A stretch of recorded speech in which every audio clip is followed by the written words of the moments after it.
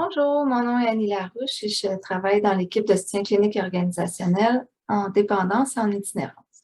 Ça me fait plaisir de vous accueillir aujourd'hui pour notre 10e rencontre des gestionnaires en dépendance et en itinérance.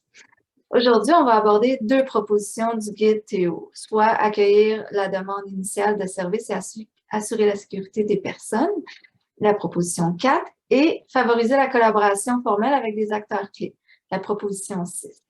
On a changé la formule des rencontres. On va dans un premier temps présenter les deux propositions et dans un deuxième temps avoir une période d'échange où on va vous inviter à venir partager vos expériences, vos pratiques innovantes, vos enjeux dans l'application de ces propositions. Donc, avec moi pour animer la rencontre, j'ai mes deux collègues, Dr. Marie-Ève Goyer, directrice scientifique de l'équipe, et Karine Houdon, coordonnatrice. On a deux objectifs pour la rencontre. D'abord, c'est de présenter chacune des propositions et leur déclinaison dans une optique d'amélioration des pratiques, c'est-à-dire qu'est-ce que les propositions veulent dire concrètement pour les équipes et qu'est-ce que les services de santé, les services sociaux doivent mettre en place pour que les équipes puissent mettre en application les propositions. Et dans un deuxième temps, comme je disais, on souhaite créer un espace d'échange sur l'application des propositions par le partage de vos pratiques, de vos expériences, parce que vous avez mis en place plein de choses intéressantes et on pense que vous êtes très bien placés pour faire un pas de plus dans l'application des pratiques, dans le partage de ces expériences-là. Donc, on vous cède la parole pour la deuxième partie de la rencontre. Donc, sans plus tarder, je cède la parole à Marie-Ève pour la mise en contexte de la rencontre.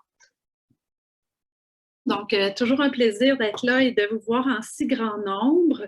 Je fais une petite entrée en matière là, avant qu'on aille directement dans les propositions qu'on va vous présenter là, dans 2 secondes, moi et Karine, pour vous rappeler, donc vous êtes probablement au courant, mais c'est quand même assez tout chaud, que le plan d'action interministériel en itinérance est sorti à peu près 1 semaine et demie. Vous avez annexé aussi au courriel d'aujourd'hui la présentation avec les hyperliens, si jamais vous vouliez avoir accès, mais évidemment, c'est un document ministériel, donc il est très facile d'accès sur le site du ministère directement. Pourquoi on vous présente ça? C'est qu'on pense que ça met quand même vraiment bien la table aux choses dont on va parler aujourd'hui. Et pour ceux qui ne connaissent pas ma phrase célèbre « tout est dans tout », il y a quand même beaucoup d'éléments qu'on va regarder ensemble qui mettent la table et qui font en sorte que ce soit en itinérance, en dépendance et voire même en santé mentale, le prochain plan d'action s'en vient sous peu aussi, on commence à avoir vraiment une belle synergie pour essayer de mieux travailler ensemble avec des concepts clés. Alors, en quelques mots, le plan d'action interministériel en itinérance, une vision vraiment où on souhaite prévenir des trajectoires qui mènent à une situation d'itinérance et accompagner les personnes qui s'y trouvent déjà via la stabilisation au niveau résidentiel, financière, socio-professionnel, juridique et de santé. On va regarder un peu plus le volet santé et services sociaux là, qui nous intéresse ici avec des principes directeurs que vous voyez là. Donc, le stigma se retrouve en premier, ce qui est quand même très intéressant. Se responsabiliser collectivement, reconnaître la diversité des visages, des parcours et des réponses, accompagner et soutenir et renforcer la capacité d'agir. On va avoir le loisir d'en parler beaucoup aujourd'hui aussi, comment on se responsabilise collectivement dans nos CCCIUS et que ce n'est pas nécessairement juste à la direction santé mentale et dépendance de porter l'ensemble de l'offre de services pour les personnes en situation d'itinérance. On peut passer à la prochaine diapo. Quelques exemples qui peuvent être intéressants. Donc, on a extrait quelques propositions qu'on pense qui pourraient être un peu plus d'actualité pour vos services dans les mesures qui sont préconisées dans le plan d'action. À la mesure 2.1, vous voyez accompagner les personnes vulnérables à la sortie des établissements. Alors, on pense entre autres au niveau de sortir des centres jeunesse, au niveau des hôpitaux, au niveau du milieu carcéral, beaucoup de personnes qui tombent entre 2 chaises à ces niveaux-là et beaucoup d'enjeux au niveau de la continuité. 3.1, Rehausser le continuum de services en dépendance. Ça aussi, c'est une nouveauté de voir le lien, à quel point plusieurs personnes en situation d'itinérance ont de la difficulté au niveau de l'hébergement lié au fait qu'il y a de la consommation. Et COVID nous a amené beaucoup d'exemples où on devait héberger des personnes en situation d'itinérance qui avaient des enjeux de consommation. Donc, qu'est-ce qu'on peut faire au niveau de la tolérance à la consommation, des services de consommation supervisés, etc., pour nos personnes en situation d'itinérance. Donc, très intéressant pour nous, encore une fois, de rapprocher ces deux mondes-là. Développer une approche de soins et de services de longue durée adaptée aux personnes hébergées. Encore une fois, on est dans une réflexion qui dépasse les directions santé mentale et dépendance. Qu'est-ce qu'on fait avec nos personnes en situation d'itinérance? Pas toujours très âgées non plus, mais qui ont besoin d'être hébergées à long terme et comment ce continuum d'hébergement-là peut s'assouplir pour offrir des possibilités pour nos personnes qui ont des fois des troubles de comportement, des troubles cognitifs, mais aussi des troubles de dépendance associés, pour donner quelques exemples. 6.4, vous êtes plusieurs à nous nommer ça de façon répétée, réduire les barrières d'accès à un médecin de famille, à la carte d'assurance maladie et aux médicaments. Donc, comment faire en sorte qu'il y ait une prise en charge médicale pour les personnes qui en ont besoin et qu'est-ce qu'on peut faire pour faciliter l'accès à cela, incluant le processus allégé de carte d'assurance maladie. Je vous rappelle pour ceux qui sont nouveaux dans cette rencontre-là que dans nos boîtes à outils qu'on a fait, on vous a aussi décrit les processus pour le processus allégé de la RAMQ. Donc, tout ça est sur notre site Internet.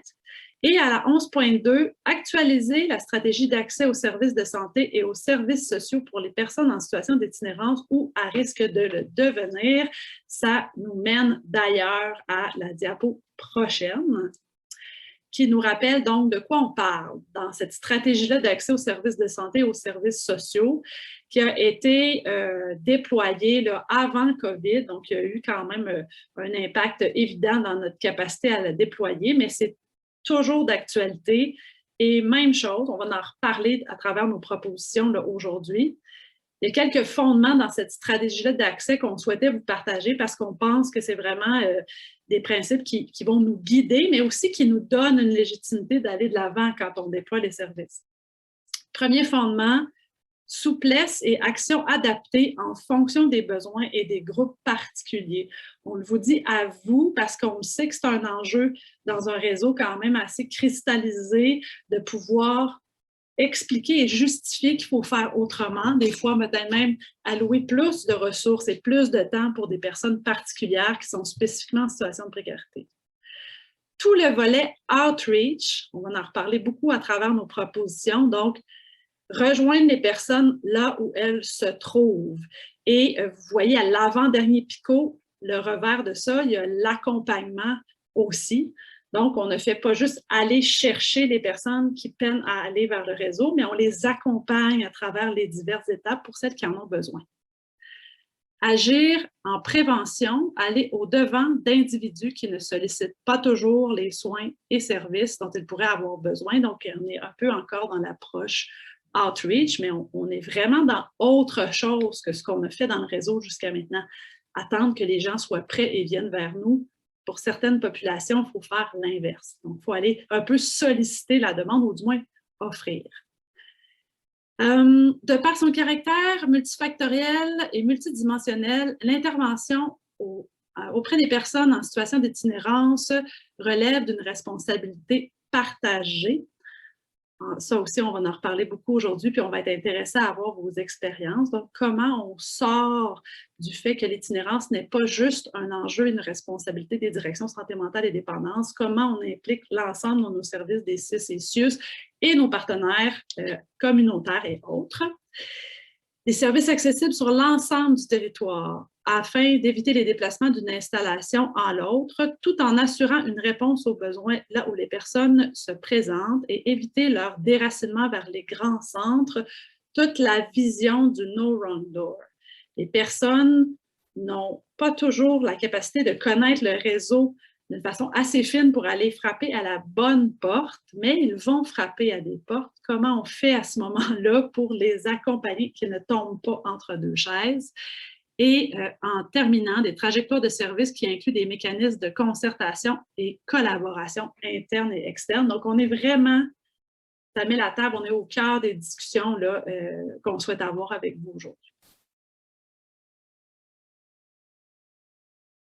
Alors, ce dont on va parler aujourd'hui, ce sont des propositions qui viennent du Guide québécois d'amélioration des pratiques sur la prise en charge du trouble lié à l'utilisation des opioïdes, le guide qui a été produit par l'équipe qui vous parle aujourd'hui. Et encore une fois, pour ceux qui se joignent à nous, je tiens à vous dire que la production de ce guide-là résulte de 2 ans de recherche où on est allé voir les équipes qui faisaient de l'approche auprès des personnes en situation de précarité au Québec. Il y a une revue de littérature qui est associée à ça, des consultations de multiples acteurs, dont les usagers de services. Et tout ça a culminé justement dans une proposition d'amélioration des services. Ça a été fait sous une lunette plus opioïde, mais comme vous allez le voir, c'est vraiment valable pour l'ensemble des personnes qui sont en situation de précarité. Donc, enlever un peu le mot opioïde là, pour le bienfait de la chose, pour pouvoir plutôt pour les personnes en situation de précarité. Et vous allez voir que les grands principes là, sont les mêmes là, donc, pour l'ensemble de ces populations. Merci Marie-Ève pour l'entrée de jeu. Puis il y a plein de liens qui vont venir avec les propositions qu'on va vous décliner aujourd'hui. On vous en décline 2, la proposition 4 du guide et la proposition 6. Donc, commençons avec la proposition 4. Marie-Ève parlait tout à l'heure de la stratégie d'accès qui parlait du no wrong door, puis comment faire lorsqu'on reçoit une demande pour réussir à la porter à bon port pour que la personne ait les bons services requis. Bien, le PAID a également développé ce concept-là. Donc, dans nos plans d'action interministérielle, que ce soit en dépendance ou en itinérance, et avec la stratégie d'accès, on vise vraiment dans cette optique-là d'aller. Si on peut aller à la prochaine, merci. Ce qu'on voulait vous démontrer ici, c'est de toujours garder en tête cette figure-là quand vous réfléchissez à l'organisation des services puis au développement que vous allez vouloir faire pour optimiser les services. Si on regarde la ligne horizontale, on parle d'une précarité de la personne. Donc, chaque personne est différente, a une précarité différente. Puis la ligne horizontale, bien, on parle de l'intensité de soins requis. Plus la personne va se retrouver en situation de précarité, bien, on voit que la ligne diagonale indique qu'il y a un niveau d'intégration des services qui doit être différent, plus intense. Donc, il faut s'assurer de s'adapter puis de s'assurer que la personne se retrouve à la bonne place. Je voulais vous remettre cette figure-là pour passer à la diapo suivante pour qu'on puisse toujours la garder en tête quand on va vous parler aujourd'hui des personnes. Oui, Marie-Ève? Je peux juste ajouter, si on peut revenir à la diapo, ce graphique-là, on souhaite aussi vous aider quand vous aurez un peu de plaidoyer à faire parce que je souhaite juste quand même porter à votre attention qu'il y a une confusion un petit peu dans le réseau de la santé et dans la population en général sur certains principes, comme le fait que tout le monde devrait avoir le droit à la santé. Et évidemment, on est tout à fait d'accord avec ça. Mais le principe qui est caché dans ce graphique-là et que vous pourrez utiliser si vous en avez besoin, c'est un principe d'équité. Et l'objectif, c'est de dire que devant des situations de précarité différentes, il y a des gens qui sont plus malades avec des problématiques plus complexes et auxquels on doit donc offrir plus de temps, d'intensité, de soins et probablement aller chercher ces personnes-là. Donc, de là, le outreach et l'accompagnement. On fait ça pour arriver à une égalité de santé. Donc, on veut que le outcome soit le même, que tout le monde ait le même niveau de santé. Et pour ça, ça demande d'avoir des moyens différents et des moyens équitables. Puis ça a l'air évident puis niaiseux dit comme ça, mais vous allez rencontrer cet enjeu-là beaucoup et je dirais même que ça se peut que vous rencontriez cet enjeu-là en termes d'indicateurs de performance et de reddition de compte. Donc, gardez-le toujours en tête. Est-ce que mes indicateurs sont bien adaptés au fait que j'ai peut-être pas monsieur, madame, tout le monde devant moi, mais j'ai peut-être une personne qui demande beaucoup plus de temps et beaucoup plus de soins, puis c'est correct aussi, mais il faut à ce moment-là être capable de justifier pourquoi on le fait. Donc, graphique tout simple, mais qui, à mon avis, est à la base de beaucoup des enjeux qu'on vit actuellement dans le réseau. Désolée, Karine, de mon Non, non, tout à fait, c'est très bien. Je ferai la même chose de mon côté. Donc, la proposition 4, on a retiré les mots opioïdes, comme Marie-Ève disait, là, pour qu'on puisse réfléchir aux populations en situation de précarité. Donc, accueillir la demande initiale des services et assurer la sécurité de la personne. Donc, qu'est-ce qu'on fait lorsque la demande initiale est effectuée par une personne, qu'elle soit avec un trouble d'usage de substances ou en situation de précarité, peu importe l'endroit. Donc, si on veut appliquer le No Wrong Door, il faut toujours qu'on pense que le plus important, c'est faciliter l'accueil, mais l'orientation vers les bons services aussi.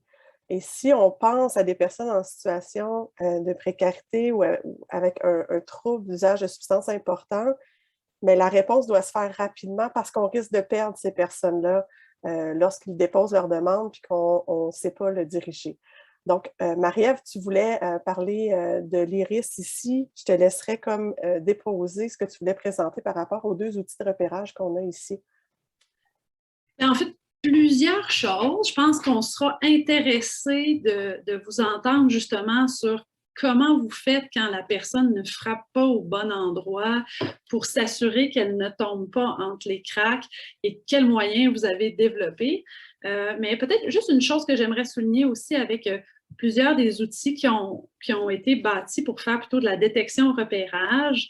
Et je porte quand même à votre attention qu'en itinérance, ben, les outils ne sont pas obligatoires, donc il commence à avoir donc des choses un peu plus structurées, là, les risques en est un. Mais de porter à votre attention aussi que c'est pas parce que la personne à la détection-repérage va dire moi, je ne suis pas prêt à avoir des soins en dépendance, qu'il n'y a rien à faire.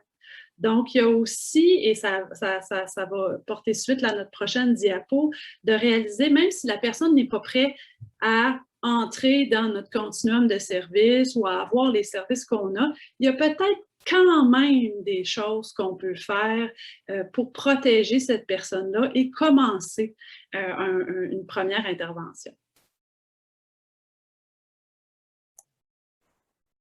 Donc, ce que Marie-Ève mettait sur table, en fait, c'est si cette personne-là n'est pas prête à avoir des services ou les services ne sont pas toujours disponibles au moment où la demande est faite, il y a un minimum d'importance à faire. Puis on le répète, je pense qu'on le dit à chaque rencontre, l'analoxone, c'est important de rendre l'analoxone disponible.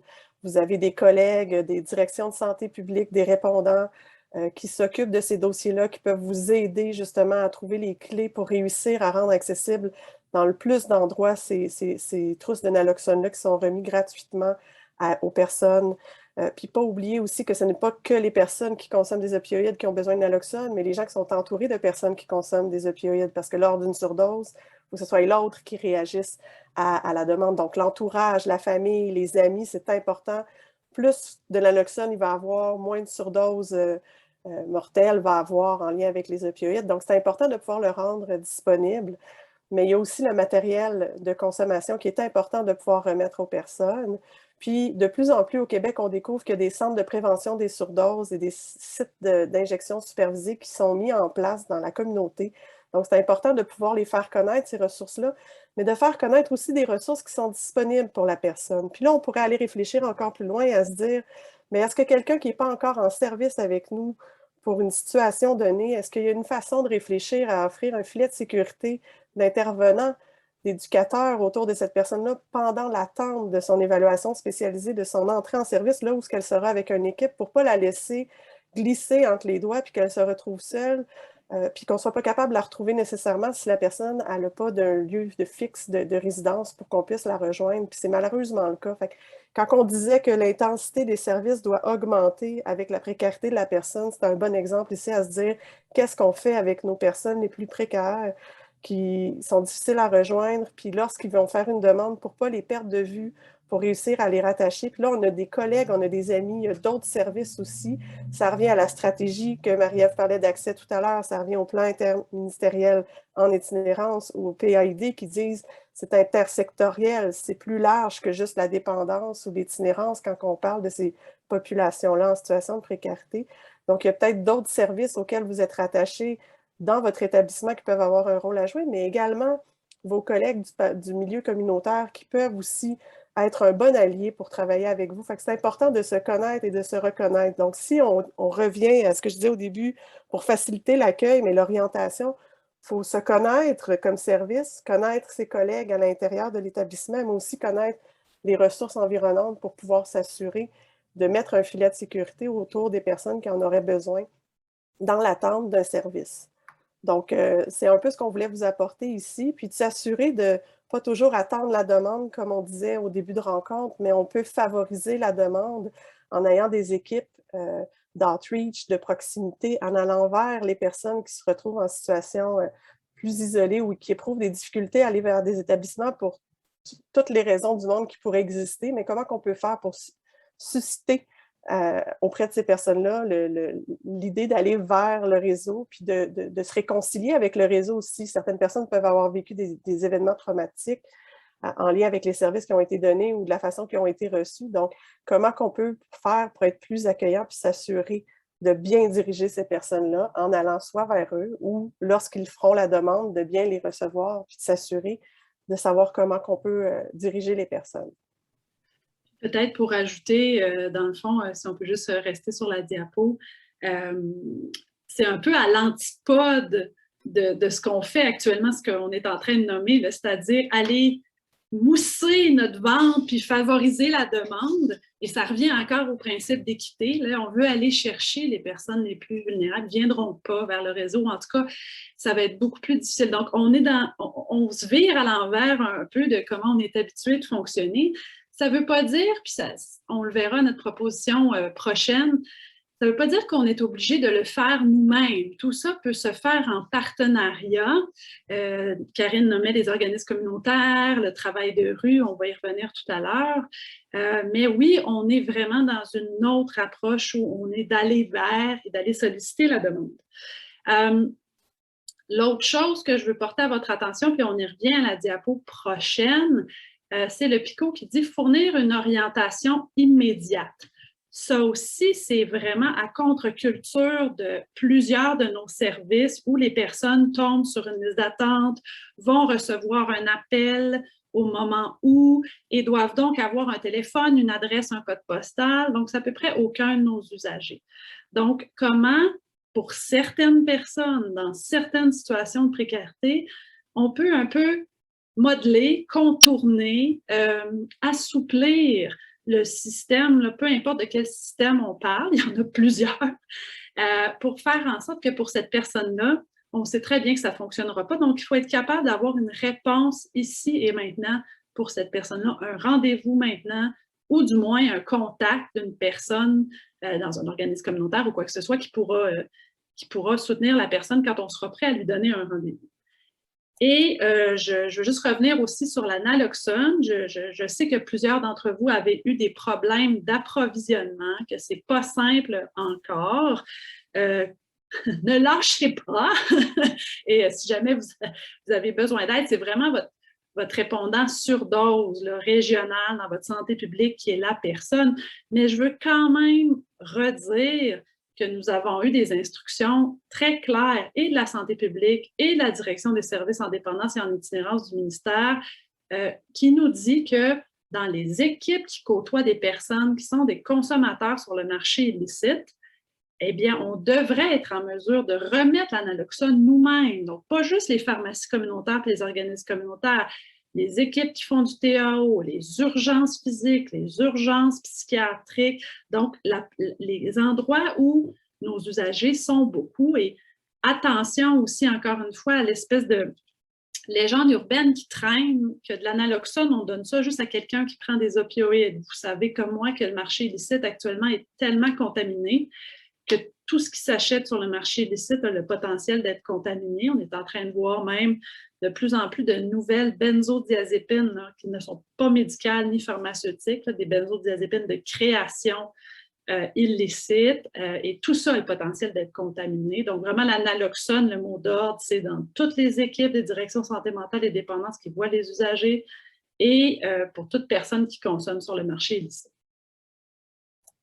Donc, je pense qu'on vous a bien expliqué là, pour les équipes de soins partenaires le résumé de ce que ça donnait, là, en fait, là, qui était de s'assurer du matériel de réduction des méfaits, de donner un rendez-vous le plus rapproché pour les personnes en situation de précarité si ce n'est pas le jour même, puis d'aller vers pour susciter la demande.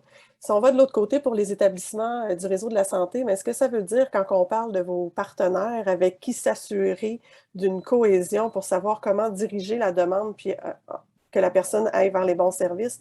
Bien, on vous en a énuméré quelques-uns ici là, à réfléchir. Le 811, les urgences. Les CLSC sont souvent des portes d'entrée où les gens vont aller chercher des services. Donc, si vous assurez d'une communication fluide pour savoir si quelqu'un en situation de grande précarité fait une demande, voici la marche à suivre pour la diriger. Ça va sauver beaucoup de temps aux gens. On va diminuer les attentes aussi pour aller chercher des services. L'autre chose, ben, c'est s'assurer que des services outreach pour les personnes soient disponibles pour aller vers le réseau de la santé, parce que l'idée, c'est aussi de ramener ces populations vers les services du réseau de la santé. Puis, comme on disait, mais ça ne porte pas tout sur les épaules d'une équipe. Donc, ce ne sont pas que les équipes qui sont spécialisées en lien avec les troubles d'usage de substances ou auprès des populations précarité. Mais l'idée, c'est que si on a un savoir dans notre équipe, mais on peut le partager avec les autres pour s'assurer que la première ligne puisse aussi participer à cet effort collectif-là, de s'assurer d'offrir des services de santé le plus rapidement possible avec les meilleures pratiques. Donc, c'est comment qu'on peut faire quand on est spécialiste en dépendance, mais qu'on ne peut pas être partout à la fois sur nos grands territoires pour s'assurer de soutenir du mentorat, du coaching, de la communication, rendre les choses fluides entre les équipes. Donc, tout ça ben, va tenir sur une coordination, bien évidemment, là, sur la coordination entre les différents acteurs, puis de s'assurer de bien connaître les services de tous et chacun à l'interne, mais à l'externe aussi, des services qu'on a dans notre réseau de la santé. Ce qui nous amène en fait à l'autre proposition, qui est le lien avec les différents acteurs, qui est la proposition 6. On trouvait que les deux vivaient ensemble, qu'on ne pouvait pas les séparer, même s'ils ne sont pas consécutifs dans le guide. Mais la proposition 6, c'est de favoriser des collaborations formelles avec les acteurs clés. Donc, on en a nommé quelques-uns tout à l'heure, mais l'objectif de cette proposition-là, en gros, est de limiter les obstacles à l'accès et de se connaître et de se faire connaître aussi. Donc, quand on parle de collaboration formelle, on parle de les établir avec nos partenaires principaux. On parle des pharmacies. On le sait, les personnes qui, entre autres avec le TAO, est un bon exemple, vont régulièrement à la pharmacie, voir le pharmacien, mais le pharmacien communautaire peut être une belle source de communication, de savoir comment la personne va, comment elle se situe pour le reste de l'équipe. Les organismes communautaires, mais ça, on ne pourra jamais le répéter autant. Puis dans le guide, on a essayé de bien le positionner. Il y a une culture, un savoir, une proximité avec les personnes. Donc, comment on peut mieux travailler avec nos collègues du réseau communautaire. Les ressources d'hébergement en dépendance, les RHD, qui sont souvent une clé pour que les gens puissent prendre un répit suite à différents services. Donc, s'assurer de bien connaître vos ressources d'hébergement en dépendance. Les hôpitaux et les services correctionnels et de psychiatrie sont des services qui sont souvent visités par les personnes qui ont un trouble d'usage ou qui sont en situation de précarité. Donc, si on veut avoir des belles collaborations avec eux, bien, la clé, c'est de formaliser les choses et que ça ne tienne pas sur une personne. Parce qu'on le sait, c'est difficile, la rétention de personnel dans nos équipes.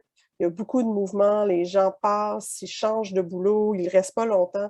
Alors, comment on peut s'assurer pour que nos collaborations ne tiennent plus sur des individus, mais vraiment sur des ententes formelles? Donc, comment on peut assurer un mécanisme nécessaire à la transmission de l'information avec l'accord de la personne? Parce que l'autre chose qu'il faut savoir, c'est oui, on va avoir des collaborations, mais comment on peut le faire dans le respect aussi de la personne qui vient chercher des services, donc avoir son consentement éclairé pour s'assurer du partage de l'information, que la personne comprenne que le pharmacien travaille avec nous, que s'il y a des inquiétudes, il va communiquer avec l'équipe, que si dans un organisme communautaire, on cherche une personne qui nous permet de pouvoir rentrer en contact avec l'organisme communautaire pour pouvoir lui laisser des messages, ça n'a pas nécessairement d'endroit où on peut laisser des messages. Donc, il faut toujours, oui, faire des belles collaborations, mais s'assurer que la personne reste au centre de notre objectif de collaboration, puis qu'elle soit au fait de ces collaborations-là.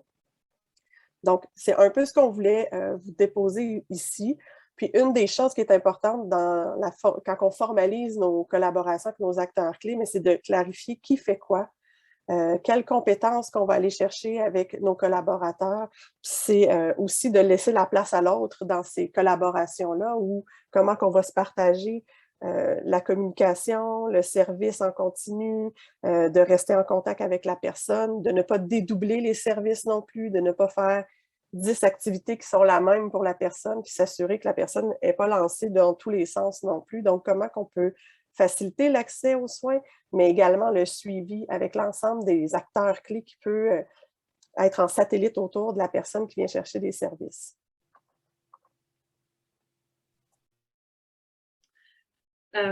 Parmi les collaborateurs mal exploités, si je peux m'exprimer ainsi, il y a les pharmaciens communautaires. Puis on a voulu vous en parler spécifiquement parce qu'il y a vraiment beaucoup de nouveautés avec des changements législatifs. Donc, il y a eu des changements qui sont spécifiques à la COVID. Ce n'est pas clair si ça va rester ou pas. Mais en dehors de ça, il y a des changements législatifs qui donnent beaucoup plus de marge de manœuvre aux pharmaciens communautaires. Donc, entre autres, toutes les équipes où il y a un manque médical ou manque de prescripteurs, mais même au niveau d'un manque nursing, vous avez la capacité de travailler en partenariat avec les pharmacies communautaires sur beaucoup, beaucoup de choses. C'est sûr que ce qui nous frappe, c'est les nouvelles activités au niveau des traitements agonistes opioïdes, donc méthadone, buprenorphine et tout ça. Mais c'est vrai pour toutes les maladies chroniques. Donc, je pense entre autres au domaine de la psychiatrie, augmenter des antidépresseurs, ajuster le traitement. Donc, les pharmaciens ont beaucoup, beaucoup plus de marge de manœuvre. Ils ont toujours pu réduire un médicament s'ils jugeaient que la sécurité de la personne était en jeu. Mais là, la nouveauté, c'est qu'ils peuvent même amorcer une thérapie pour certaines conditions bien précises. Donc, exemple, la prophylaxie post-exposition pour le VIH, très, très utile, mettons, pour nos patients qui se piqueraient avec des seringues souillées ou qui auraient des relations sexuelles à risque, mais aussi augmenter un traitement en partenariat avec l'équipe. Donc, on balise un peu ce qu'on veut et la personne pourrait augmenter, mettons, l'antidépresseur qui aurait été commencé ou l'antihypertenseur, l'antidiabétique. Ça va être aussi vrai pour la méthadone et la buprenorphine naloxone. C'est juste que pour l'instant, les pharmaciens n'ont pas été outillés pour le faire. Mais pour ceux d'entre vous qui travaillent dans des équipes où il y a du TAO, bien, ça peut être peut-être un beau petit projet pilote localement avec votre super pharmacien partenaire qui voit déjà vos patients, avec qui vous êtes déjà en collaboration, surtout pour ceux d'entre vous qui manquent de temps médical ou de temps prescripteur.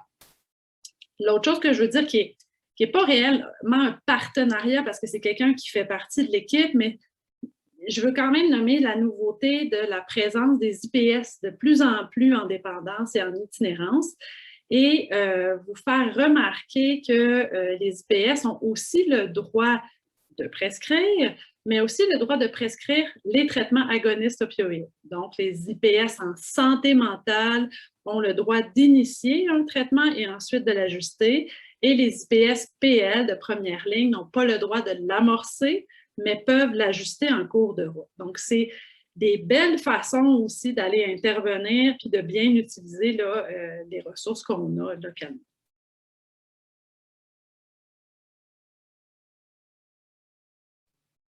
Donc, la diapo ici, ce qu'elle vous démontre en fait, c'est qu'est-ce que ça veut dire pour les équipes de soins partenaires.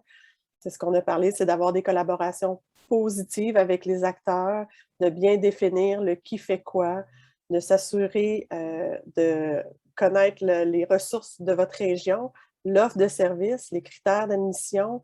Si on s'entend sur les rôles et responsabilités, c'est plus facile après ça de diriger une personne vers la bonne ressource avant ou pendant qu'elle est dans les services. Puis l'expertise et la compétence des différents acteurs doivent être pris en compte au sein de l'équipe, puis d'être valorisés aussi. Le savoir entre chaque partenaire qu'on pourra développer, que ce soit à l'interne de l'établissement ou à l'externe de l'établissement.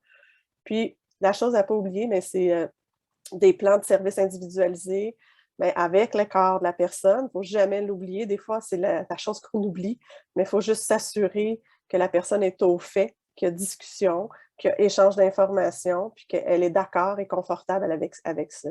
Donc, c'est les choses qu'on pourrait mettre de l'avant pour les équipes quand on parle de collaboration formelle avec nos acteurs clés. Puis de l'autre côté, ce que vous voyez, c'est qu'est-ce que ça veut dire pour votre établissement, pour votre direction? En fait, c'est que les collaborations sont officielles, donc qui permettent la mise en place d'un corridor de service qui est beaucoup plus efficace et durable, puis qui va favoriser une co-intervention. Dans certains cas complexes, au lieu de dédoubler les interventions, on va travailler ensemble pour s'assurer de ne pas garder la personne dans différents services alors qu'on pourrait le faire en collaboration. Puis, comme on disait aussi, là, de s'assurer qu'il y ait des activités de transfert de connaissances puis des espaces de concertation pour apprendre à se connaître, mais aussi à partager le savoir d'une équipe et d'un autre pour s'assurer d'améliorer l'offre de service et d'assurer d'avoir les meilleures pratiques pour les personnes pour qui on réfléchit à assurer cette fluidité-là là, dans les services qu'on va offrir.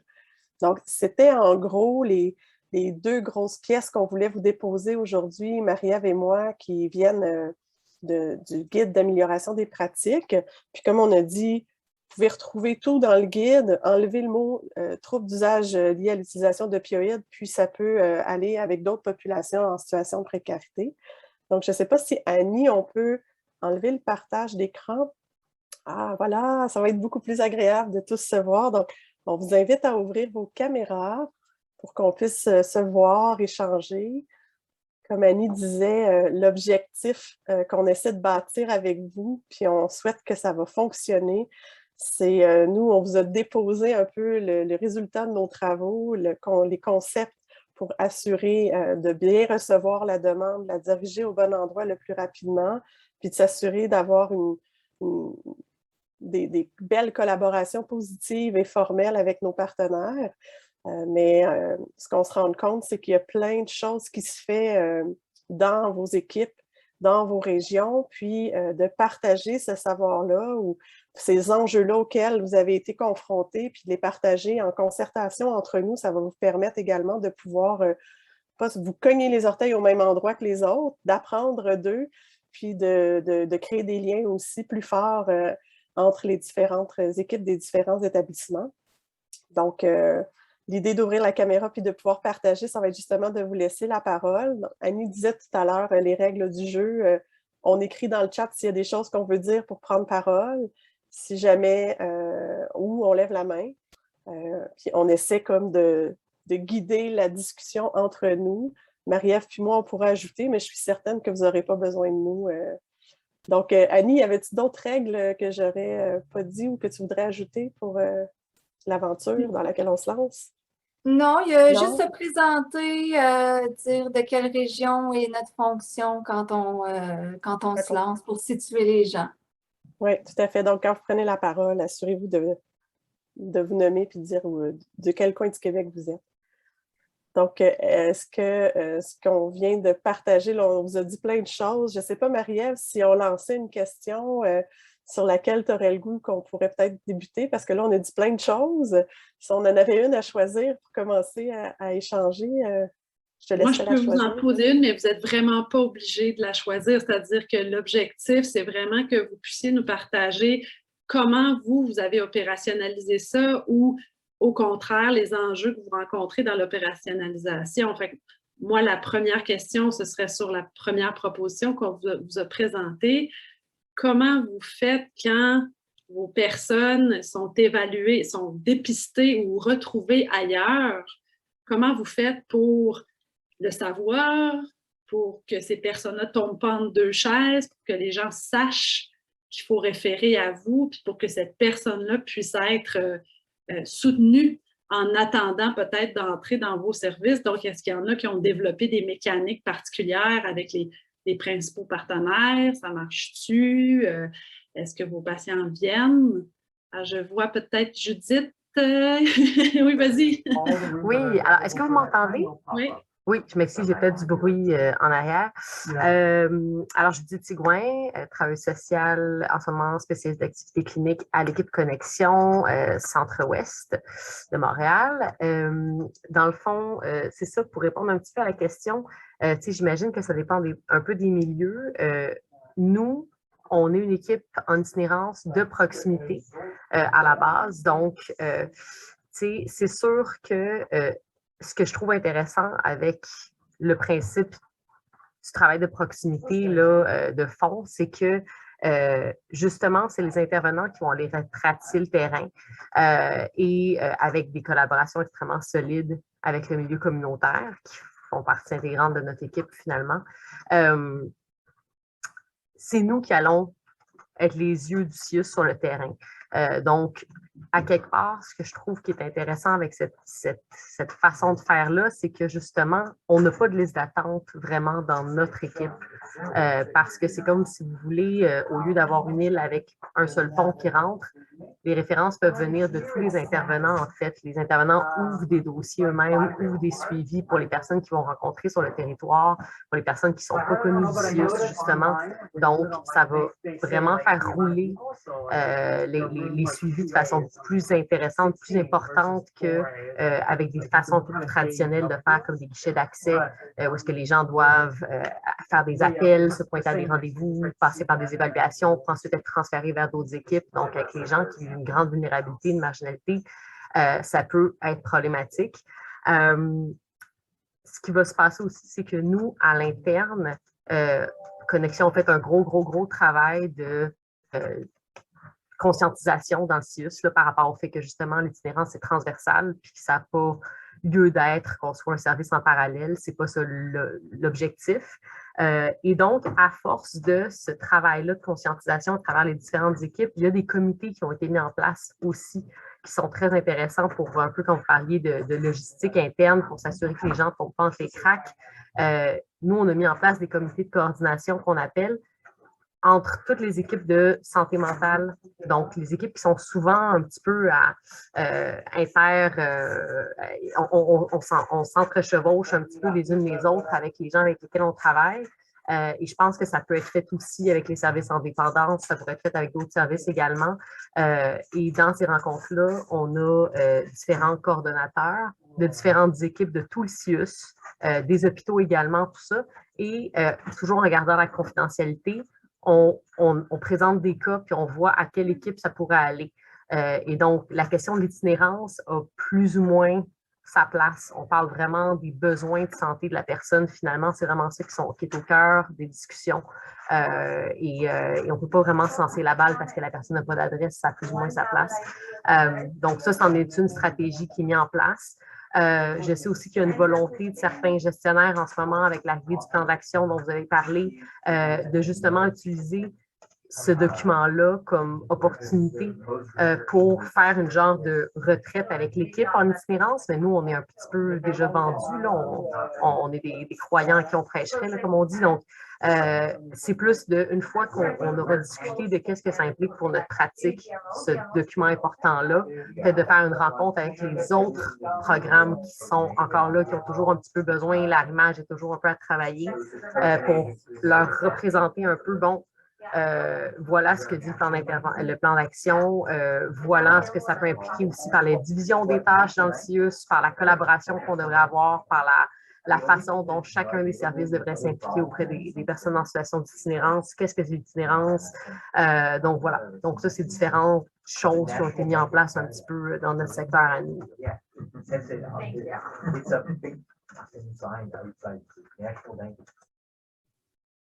Merci beaucoup, c'est très intéressant. Je vois main levée, deux mains levées, donc Frédéric et ensuite Valérie. Oui, je pense que Valérie était juste avant moi. Ça ne te dérange pas? Parfait. Je trouve ça intéressant de voir comment ça se passe dans cette région-là. De notre côté, on a aussi une équipe itinérance qui a été déployée. On va peut-être dire, d'entrée de jeu, il y a comme deux fronts. Hein. Il y a la trajectoire classique, là, où on demande quand même aux gens d'essayer, dans la mesure du possible, de se conformer à la trajectoire classique. On a un mécanisme d'accès centralisé dans la capitale nationale. Je pense que ce n'est pas nécessairement déployé partout. Donc, ce n'est pas inintéressant. C'est basé sur des évidences. C'est ce qui fait en sorte que tout type de demande peut rentrer par la même porte et être traité. Bon, le downside de ça, c'est que des fois, dans les profils des personnes qu'on accompagne, il y a un niveau de complexité assez important. Puis dans le discours, ce qui ressort, est-ce que c'est vraiment le besoin prioritaire? Puis est-ce que, vous savez comment c'est important d'avoir un ancrage dans le bon service rapidement. pour éviter de tomber dans une dynamique de ping-pong, là. Fait que je pense pas que notre mécanisme d'accès centralisé nous permet d'évacuer ça complètement, mais ça permet d'en attribuer, en tout cas de régler un petit bout de ça. L'autre logique, par exemple, puis je pense que c'est Marie-Ève qui le nommait tantôt, tu sais, c'est avec ces profils de population-là, on sait qu'ils viennent peu vers nous.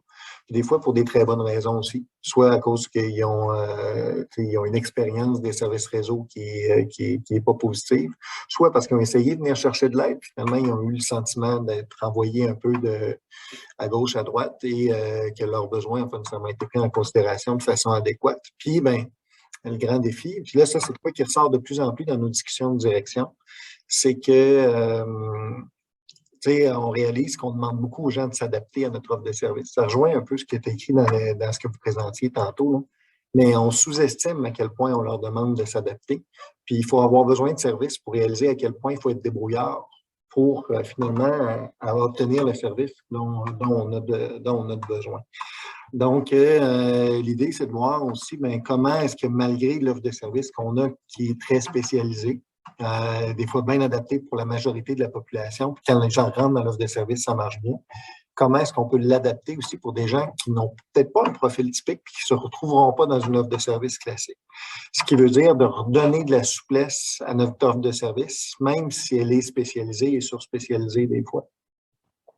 Donc, puis comment faire ça? Bien là, c'est sûr que c'est un apprentissage parce que je pense que chacun de nos services ont appris à défendre leur expertise. Je ne sais pas si on peut le nommer comme ça, parce qu'on parle souvent des petites cases, hein, mais il faut, tu sais, des fois, ça peut être intéressant d'aller à la source de pourquoi est-ce qu'on a des petites cases.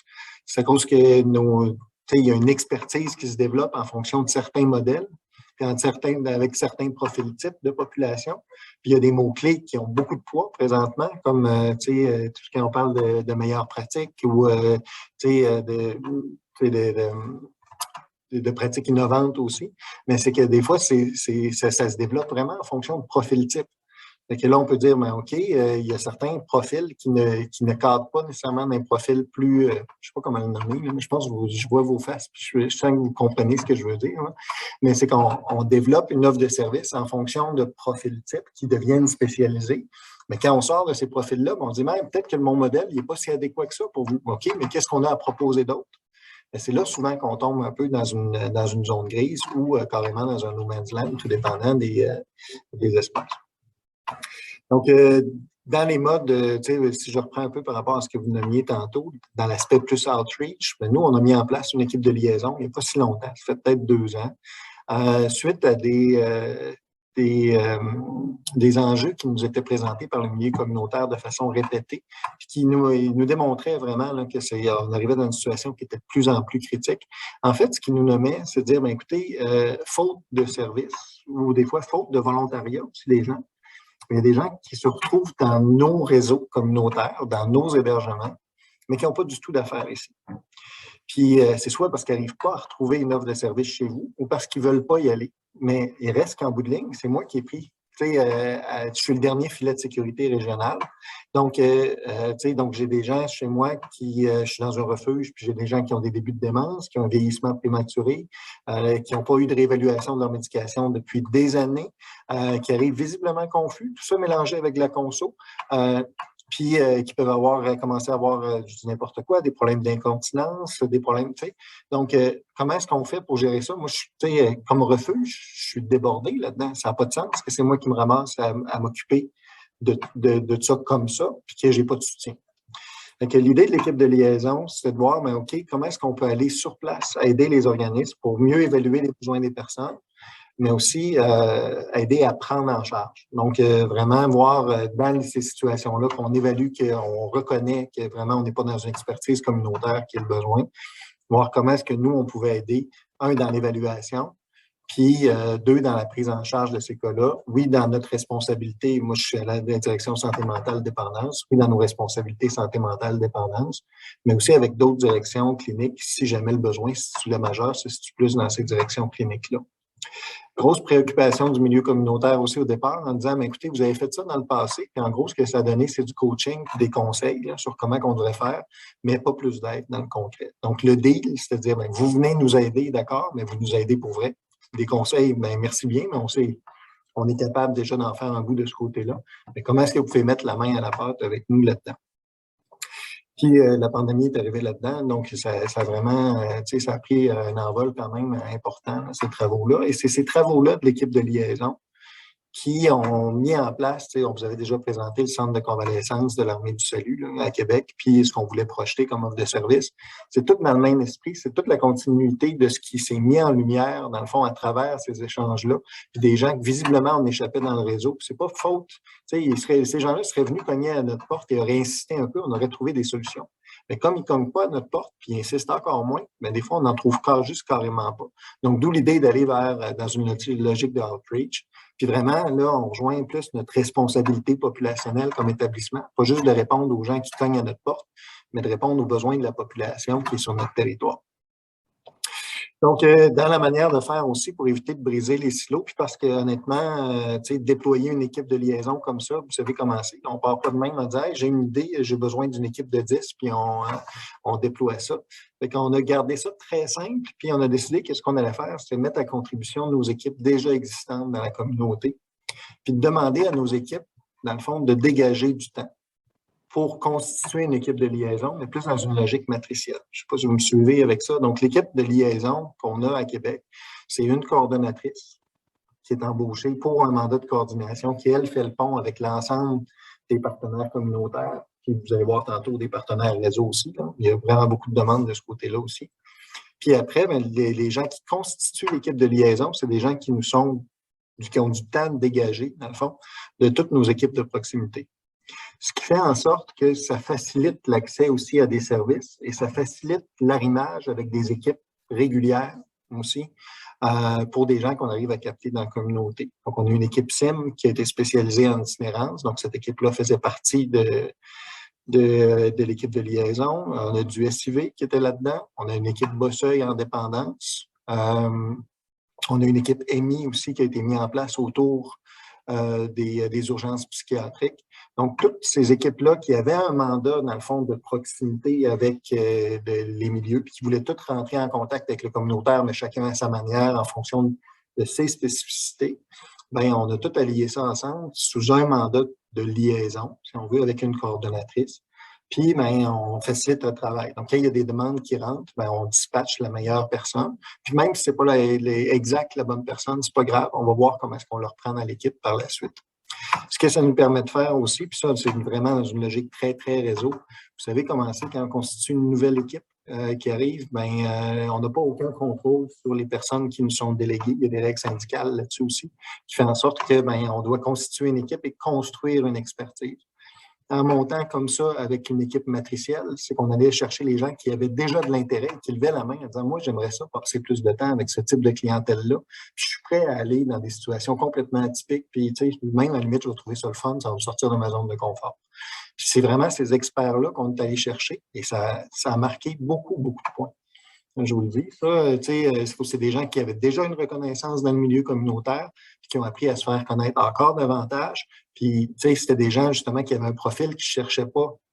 Tu sais, puis encore là, je ne veux pas alimenter de préjugés, mais quand même, des fois, c'est l'image que le milieu communautaire peut avoir de nous. Tu sais, c'est comme ils se demandent un peu si on ne cherche pas plus à se désengager plutôt qu'à s'engager. Bien là, c'était clair, c'était des gens qui étaient proactifs et qui voulaient s'engager auprès de ces populations-là. Et donc, tu sais, il y a vraiment une alliance forte qui a pu se créer avec le milieu communautaire rapidement. Il ne faut pas sous-estimer, par exemple. C'est pas parce qu'on arrive à faire un premier contact et à reconnaître un besoin qu'on arrive toujours à placer un suivi dans une offre de service CIUS.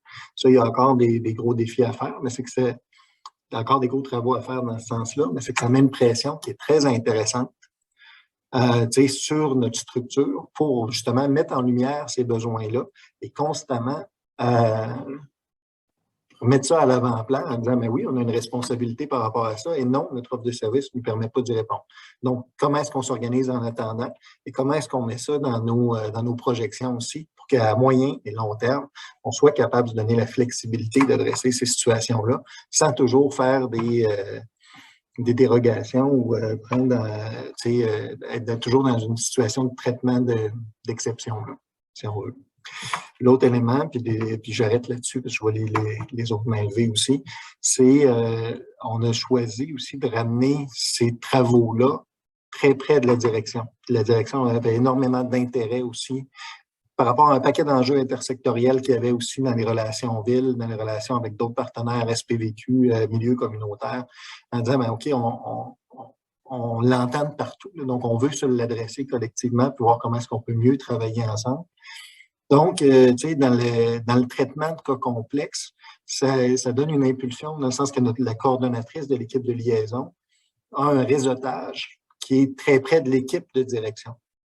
Ce qui fait en sorte que, tu sais, des fois, dans une offre de service, si on passait, par exemple, par une trajectoire d'accès plus classique, des fois, il y a un peu un chemin de croix à faire pour essayer de débattre son point et de trouver, ben, tu sais, là, c'est que directement, on peut demander en comité de direction, pour dire de quoi, ou à notre directeur, de se mobiliser pour nous aider à trouver une situation par rapport à un cas X.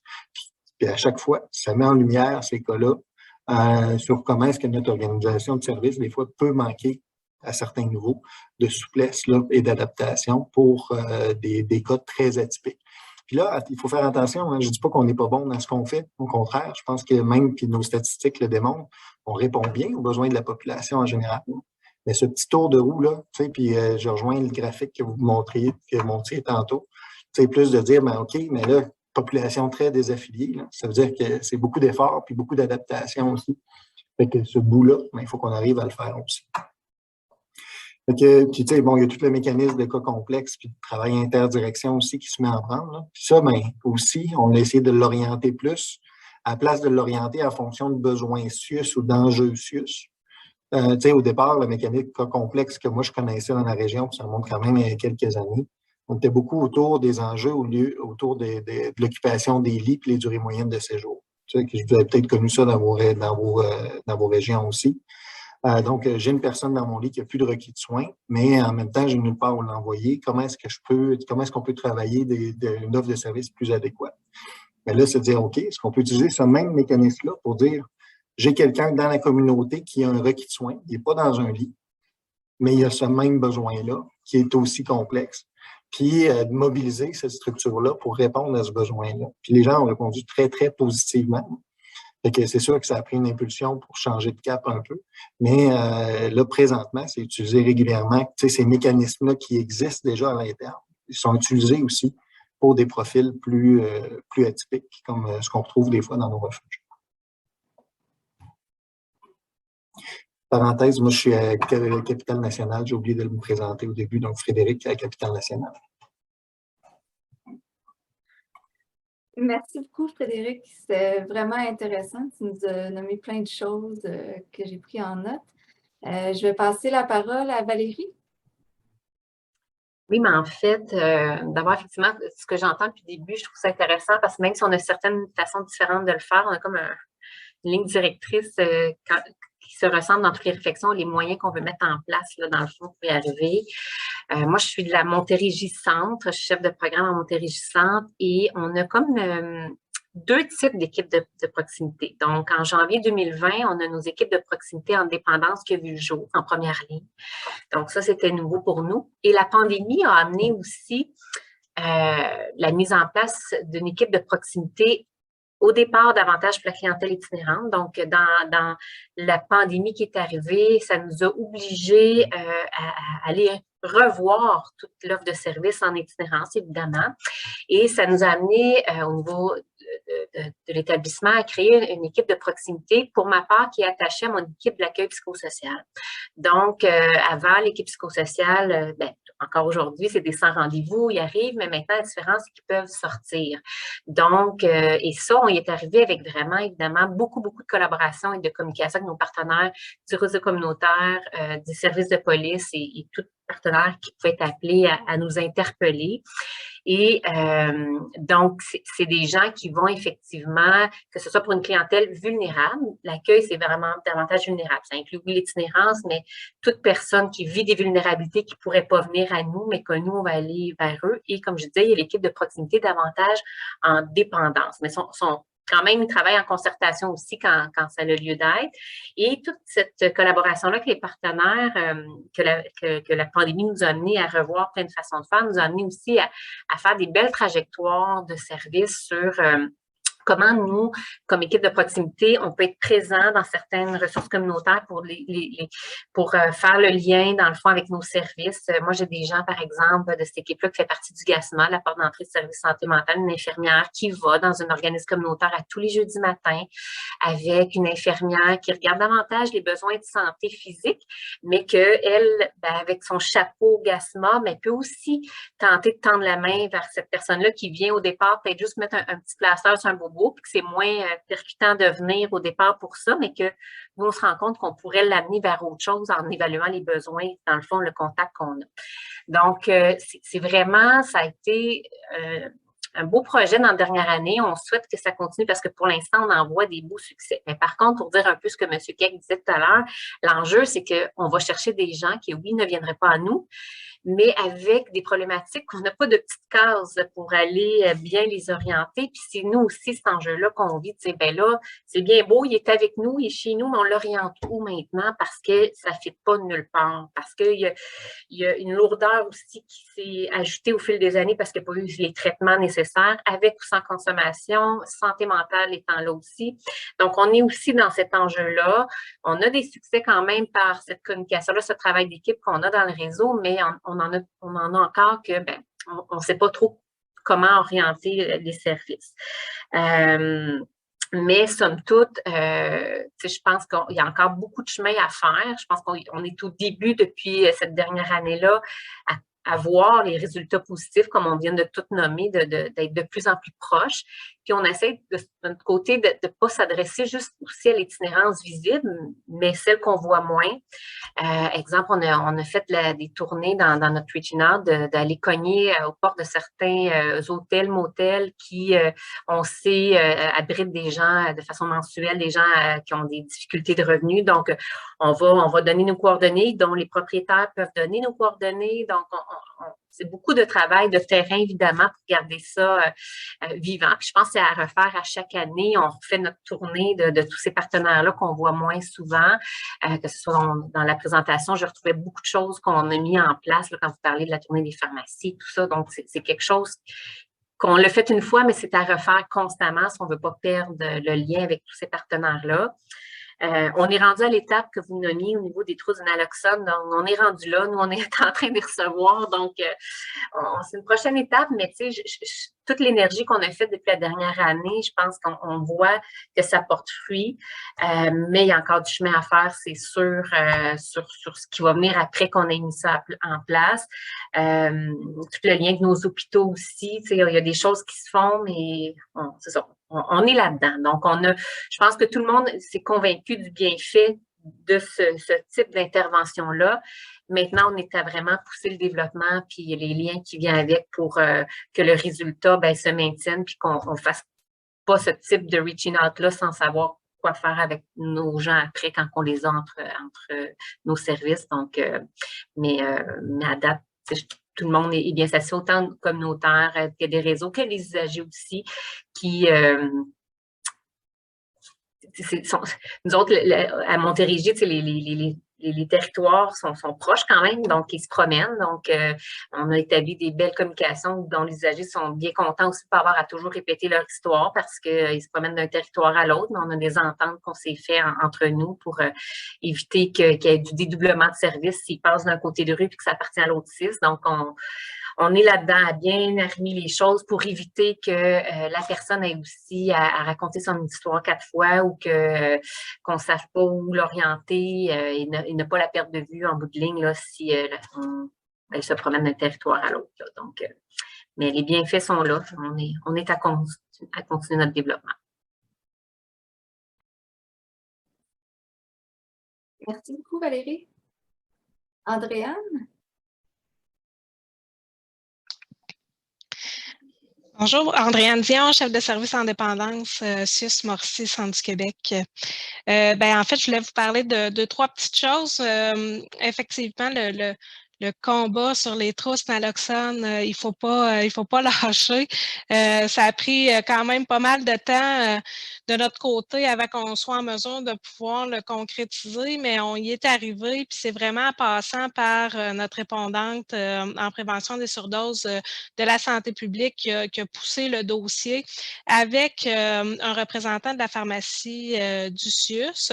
Donc, c'est ensemble, quand ils ont pu s'asseoir ensemble, puis instaurer une procédure le plus simple possible pour les équipes, qu'on était en mesure de débloquer les trousses de naloxone à distribuer, qu'on a pu distribuer sur l'ensemble du territoire via des répondants là, dans les points de service et via un registre très simple et un processus de commande et de renouvellement. On a réussi là, à y arriver. Faut pas lâcher, c'est possible, mais effectivement, ça grinçait un peu là, des fois du côté de la pharmacie, même si on les adore, mais il faut comme persister et ne pas lâcher là, pour y arriver. Je voulais faire du pouce aussi sur les équipes d'accompagnement et de proximité pour peut-être vous parler rapidement du modèle qui a été choisi en Mauricie, Centre du Québec, là maintenant plusieurs années. Maintenant, plus d'une dizaine d'années là, qu'on a mis en place anciennement les équipes itinérantes qui sont devenues les équipes d'accompagnement dans la communauté, qui ont débuté à Trois-Rivières et qui se sont répandues dans les autres villes de la Mauricie, du Centre du Québec. Dans le fond, nous, on a décidé d'avoir des équipes mixtes. Donc, on a dès le départ, été en collaboration avec nos organismes communautaires pour bâtir des équipes, donc avec des intervenants CIUS et jadis qui étaient CLSC et Centre de réadaptation dépendance et des partenaires communautaires ensemble dans une même équipe. Donc, on a dans l'équipe de base, là, une travailleuse sociale là, qui arrive de la santé mentale, un infirmier qui arrive des services en dépendance du CIUS et deux organismes communautaires, deux en itinérance, dont un qui a un hébergement. Donc, les intervenants sont ensemble dans une même équipe, ont leur propre gestion de système, de statistiques, leur propre dossier aussi, qui sont complètement détachés des dossiers du CIUS. C'est un modèle assez innovateur. Par contre, ça l'entraîne quand même son lot d'enjeux et de défis. Par contre, c'est quand même un modèle qui fonctionne très bien parce qu'on va chercher l'expertise des organismes communautaires dans l'approche qu'ils ont, dans la facilité à rejoindre les usagers là où ils se trouvent, dans l'approche communautaire, tout en y greffant la connaissance du réseau de nos intervenants à CIUS. Et des fois, la rigueur et puis les différentes meilleures pratiques, lois. Donc, on a fait un amalgame des deux et qui amène quand même quelque chose de très intéressant. Et maintenant, on est rendu à un niveau où certains organismes qui travaillent avec la clientèle en itinérance nous interpellent pour ajouter des joueurs sans financement. Donc, eux-mêmes disent, moi, j'ai un intervenant qui aurait de l'intérêt pour faire partie de l'équipe d'accompagnement. Donc, on a ajouté tranquillement différentes expertises des organismes communautaires à l'équipe d'accompagnement. Donc, ce qui fait en sorte qu'on a une équipe qui va rejoindre autant les gens qui ont des ITSS, VHC, qui vont travailler avec les travailleuses du sexe dans la rue. Autant on a des gens qui vont être spécialisés un peu plus dans le logement. Donc, ça fait vraiment une belle équipe multidisciplinaire. Ça ne gère pas tout seul, ces équipes-là. Donc, on a vraiment un comité opérationnel avec l'ensemble, soit des directeurs ou des chefs CIUS qui dirigent l'équipe de façon égalitaire, malgré que ça s'est chapeauté par le CIUS, mais c'est quand même égalitaire dans nos relations, dans les décisions qu'on prend. Donc, ça amène un modèle très qui intègre l'ensemble de la communauté. C'est bien intéressant. C'est greffé à ça aussi une équipe de soins de proximité, donc des cliniques médicales qui se font dans les organismes communautaires avec des ressources et communautaires, donc avec une branche un peu plus médicale. Bref, c'est vraiment très intéressant comme type de structure, malgré que ça amène son lot aussi de défis.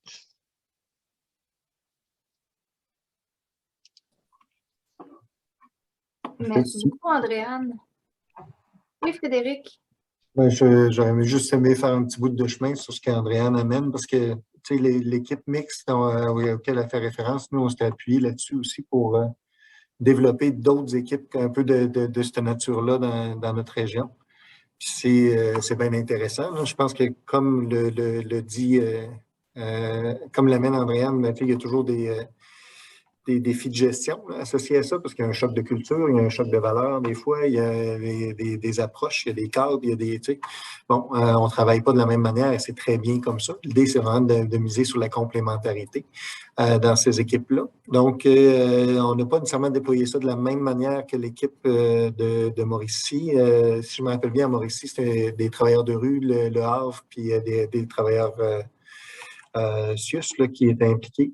Nous, ça s'est déployé différemment en fonction de différents secteurs d'activité. Donc, beaucoup de prêts de services. Dans le fond, on a des infirmières qui travaillent en collaboration avec des équipes communautaires, des fois qui travaillent sur de la stabilité résidentielle ou pour développer une offre de services plus spécialisée. Là.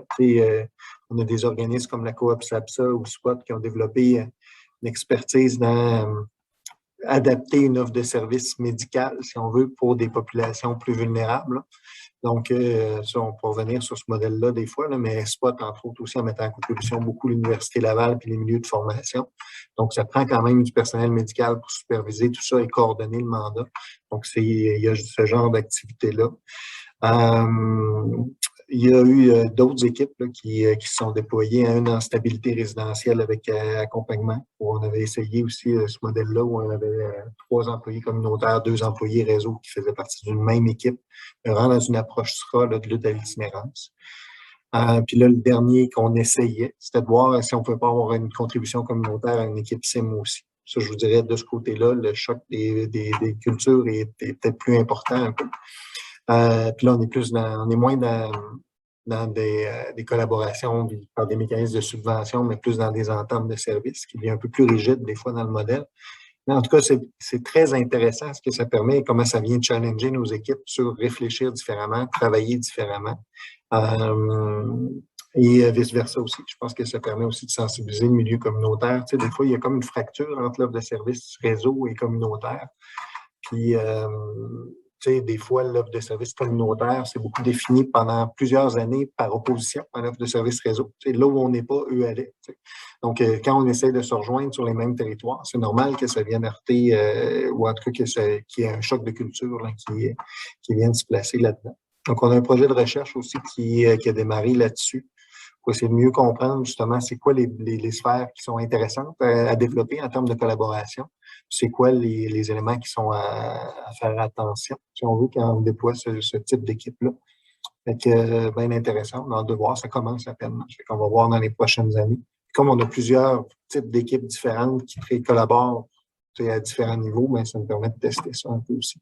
Mais toujours est-il que nous autres, cette idée-là était partie de ce qui avait été développé à Mauricie, puis qui était très prometteur. Mais déjà, on voyait à l'époque qu'il y avait des enjeux de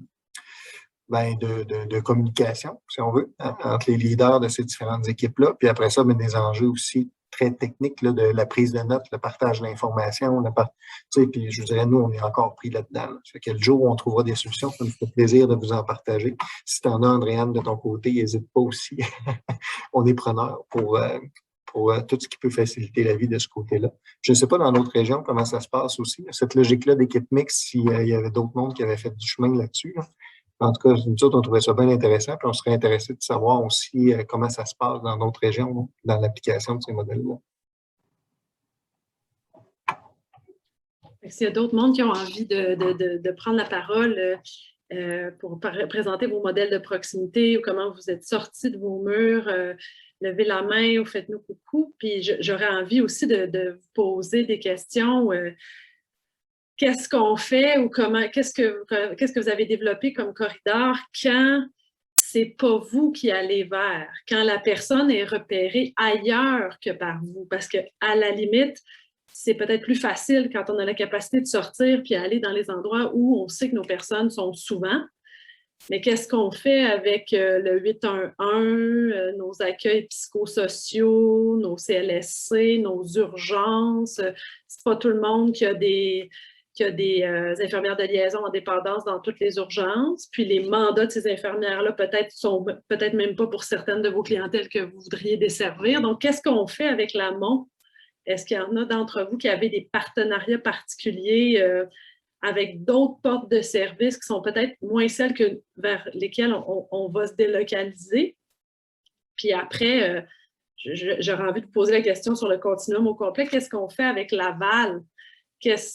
Comment vous faites pour pas, je vais dire un gros mot, mais comment on fait pour pas ségréguer nos patients à même nos équipes et que tout ce qui est itinérance ou dépendance s'en vienne chez vous alors que ce qu'il y a besoin, c'est de soins à domicile ou de DITSA?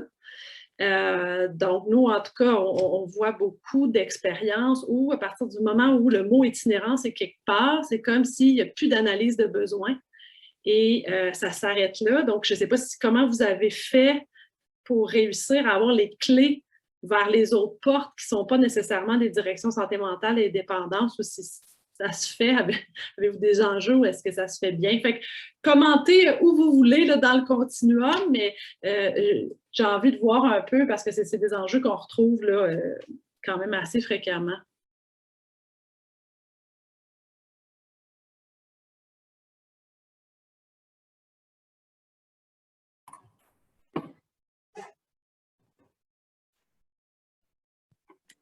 Il y avait Nathalie, puis ensuite Valérie, je pense.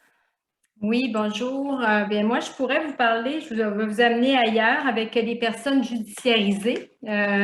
Donc, on a un projet pilote qui a débuté le 1er octobre dernier avec le ministère de la Justice, donc le programme Page SM, qui n'est pas tout à fait nouveau, mais ce qui est nouveau chez nous, c'est d'avoir ajouté le D. Donc, on est dans un nouveau concept de Page SMD, dans le fond, programme d'accompagnement de justice, santé mentale et dépendance.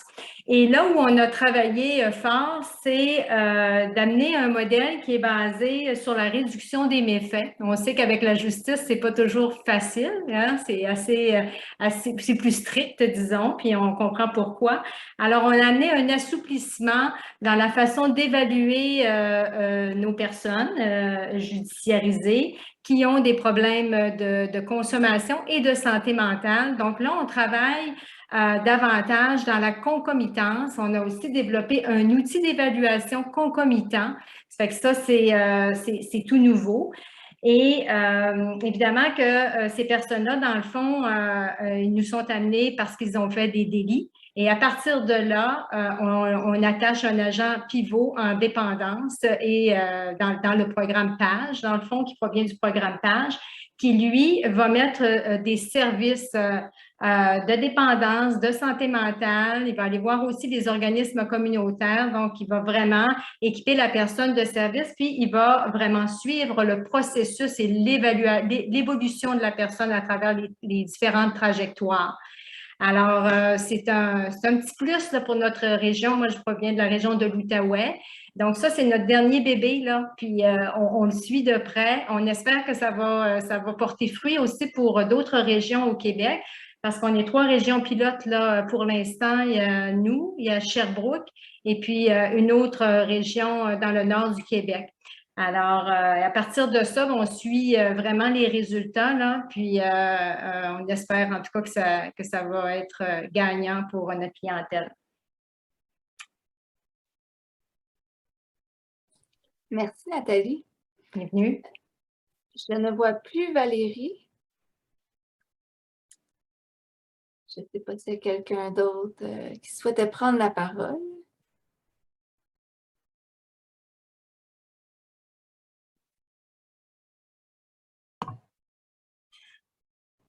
Oui, en tout cas, super intéressant le côté page SMD. Là. Nous autres, on en parle, la dépendance, mais on sait que c'est fragile comme sujet. Ça va être bien intéressant de vous suivre pour la suite aussi, savoir comment ça se déploie, puis c'est quoi l'ouverture des tribunaux, là, entre autres aussi, là, tout ce qui est cour municipal aussi associé.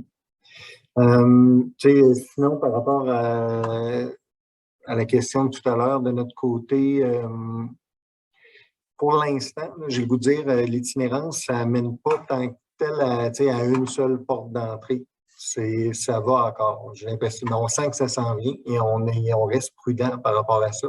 Et on sait que dans d'autres régions, entre autres à Montréal, ça a généré ça. Finalement, c'est que tu finis par porter une étiquette. Ah, OK, tout est itinérant, c'est ça ton service. Donc, puis que tout se concentre là. Alors qu'au contraire, l'idée, c'est de décloisonner. Juste parenthèse, dans nos relations avec le milieu communautaire, ce qui nous ont reflété assez rapidement, puis ça, c'était nouveau pour nous aussi, c'est que pour le milieu communautaire, souvent, ils se percevaient comme étant une solution au problème du réseau.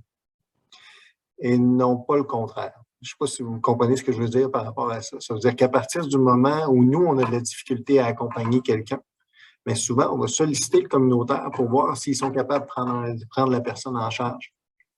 Donc, quand on parlait de débordement, puis quand on parlait d'accompagner les organismes, en fait, souvent, dans le premier contact, il y avait peur que, dans le fond, on les accompagne pour mieux les outiller à prendre en charge les références qu'on aimerait leur faire, plutôt que de voir comment est-ce qu'on peut les aider à les soutenir dans les gens qui ont déjà, si on veut, dans leur accompagnement. Comment nous, on pouvait être une solution pour eux. Ça, c'était moins évident pour eux sur comment ce bout-là pouvait se placer. Mais cet élément-là aussi c'est la raison pourquoi je repars de ça, c'est-à-dire ce qu'on a réalisé en parlant à nos différentes équipes de proximité qui travaillaient avec ces populations-là et qui étaient en arrimage avec le milieu communautaire, c'est qu'ils vivaient tous un peu le même sentiment d'isolement et d'impuissance que pouvait vivre le milieu communautaire aussi des fois, dans le sens où ils se montaient des caisses-là. Mais après, il n'y avait pas de sortie. Donc, oui, il était en mesure d'offrir un accompagnement pendant un temps X. Il faisait alliance avec le milieu communautaire pour les aider là-dedans. Mais en termes de débouchés, pour faciliter les trajectoires et obtenir une vraie prise en charge réseau comme pour le reste de la population, ça, ce morceau-là, on dirait qu'il n'arrivait pas à l'attacher. Donc, d'où l'intérêt de venir placer ça dans des travaux plus macro de direction pour s'assurer qu'il y a des trajectoires ou justement traitement de cas complexes là, qui nous aidaient quand même pas mal dans cette perspective-là. Mais c'est plus ça qu'à ce moment-ci, nous, on vit. C'est plus l'idée de, OK, le risque qu'il y a une charge, oui, on va capter des gens qui sont dans des milieux atypiques, qui ont des besoins, particuliers là, ou des besoins importants aussi. Mais comment est-ce qu'on fait pour les intégrer dans une offre de services régulière et que les gens se retrouvent aussi dans quel goût de continuer dans une offre de services régulière? Ça, on a encore un bon bout de travail à faire là-dessus aussi. Là. Merci, Frédéric. Hélène, je vois ta main. Pas la tienne, en fait, mais... D'autres mains. L'autre. Mais donc, Hélène Pollitt, je suis à Montréal. Effectivement, la réalité montréalaise, elle est particulière. Elle date de longue date. Fait que là, nous, on a des programmes qui sont arrivés comme à maturité, puis là, qui rencontrent des enjeux particuliers qui nous interpellent à un peu rétro-pédaler, puis aller chercher certains des éléments que vous nommez depuis le début de la rencontre. Fait que c'est intéressant de voir comment nous, on a démarré quelque chose, puis maintenant, il faut qu'on retourne un petit peu comme à nos racines, à notre base. Je vais me permettre peut-être juste de faire un petit pouce sur la question du page SM. Nous, on en a deux, enfin, un à la Cour municipale et un à la Cour du Québec. Et on a aussi là, des programmes en dépendance comme le PTTCQ et le PHTO.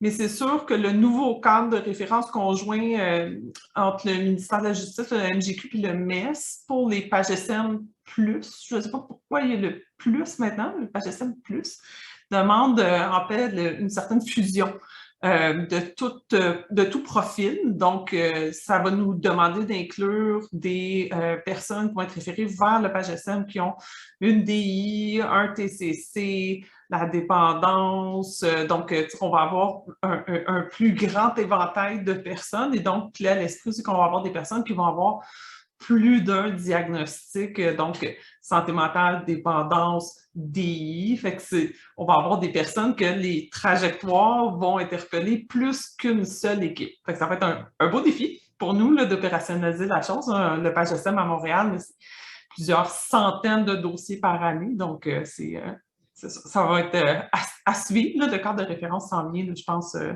d'ici la fin de 2021. Nous, le défi qu'on rencontre un peu, là, comme Frédéric le nommait, puis comme Marie-Ève, tu l'as présenté aussi, d'une certaine forme de ghettoisation des services, c'est que c'est un élément que je pense qu'il faut rester à l'affût des outils de repérage de l'itinérance, repèrent la question domiciliaire.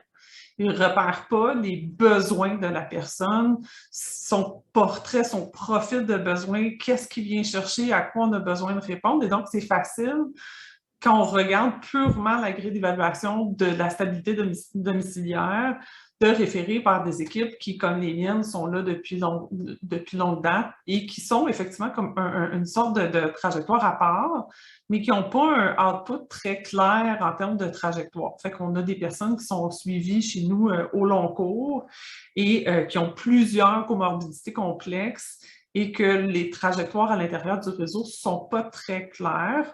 Donc, le travail qu'on est en train de faire, quand je disais qu'on retourne un peu, c'est un back to the future, c'est de voir comment est-ce qu'on peut redéfinir c'est qui les personnes, c'est quoi les portraits des personnes qu'on rejoint pour mieux comprendre qu'est-ce qu'il y a derrière la question de l'itinérance. Et là, pour s'assurer qu'on a des bons acteurs autour de la table, parce qu'on cherche trop souvent ça va être quoi une réponse? Et on dirait que la question de l'itinérance fait qu'on évacue la question de peut-être travailler entre nous, soit en intersectorialité ou en interdisciplinaire ou en interdirection au sein d'un même CIUS.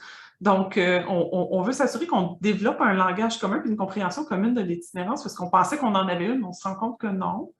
Et aussi de repositionner peut-être les services en itinérance en termes de services spécifiques dans la première ligne, mais comme une première ligne qui arrive après les portes d'entrée populationnelles.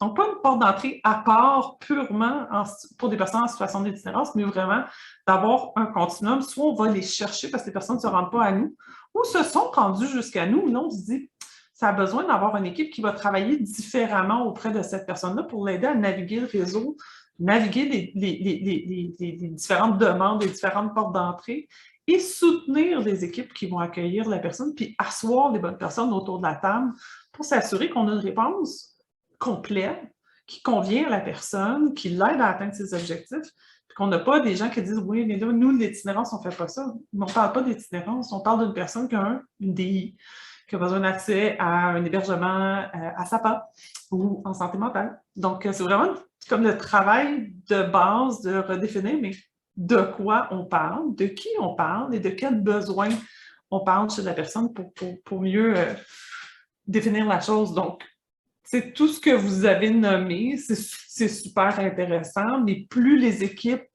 grossissent, mais plus cette porte-là alternative, c'est comme créée.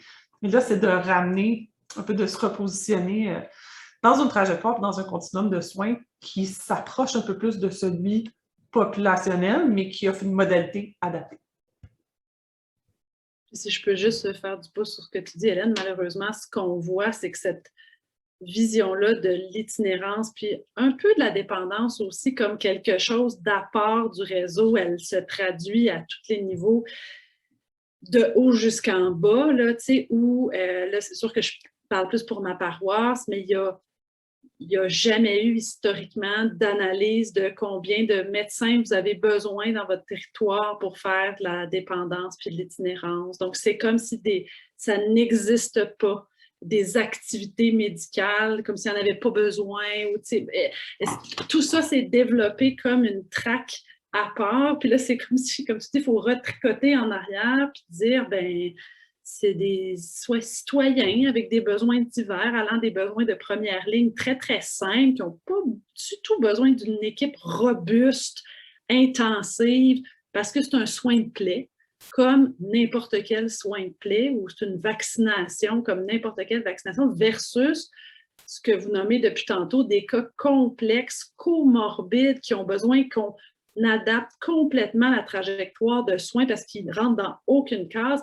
Là, peut-être qu'on a besoin d'une équipe robuste, habituée, mais toute personne en situation d'itinérance n'est pas égale par ailleurs, puis n'a pas nécessairement besoin toujours d'un fast track, d'une affaire à part. Donc, c'est comme s'il faut raccommoder tout ce monde-là ensemble. Mais Marie-Ève, ça me fait penser, puis je me permets, Viviane, puis je te laisse après la parole, mais ça me fait penser quand on faisait les travaux, parce qu'on a visité plusieurs de vos régions pour voir c'était quoi les services, tant dans les services de détox que dans les services adaptés pour les populations en situation de plus grande précarité. Ce qui est un peu gênant dans nos réflexions qu'on avait en équipe, c'est qu'on se disait, mais le modèle CLSC avait de quoi à offrir à nos populations, puis on l'a pu. On a tout spécialisé.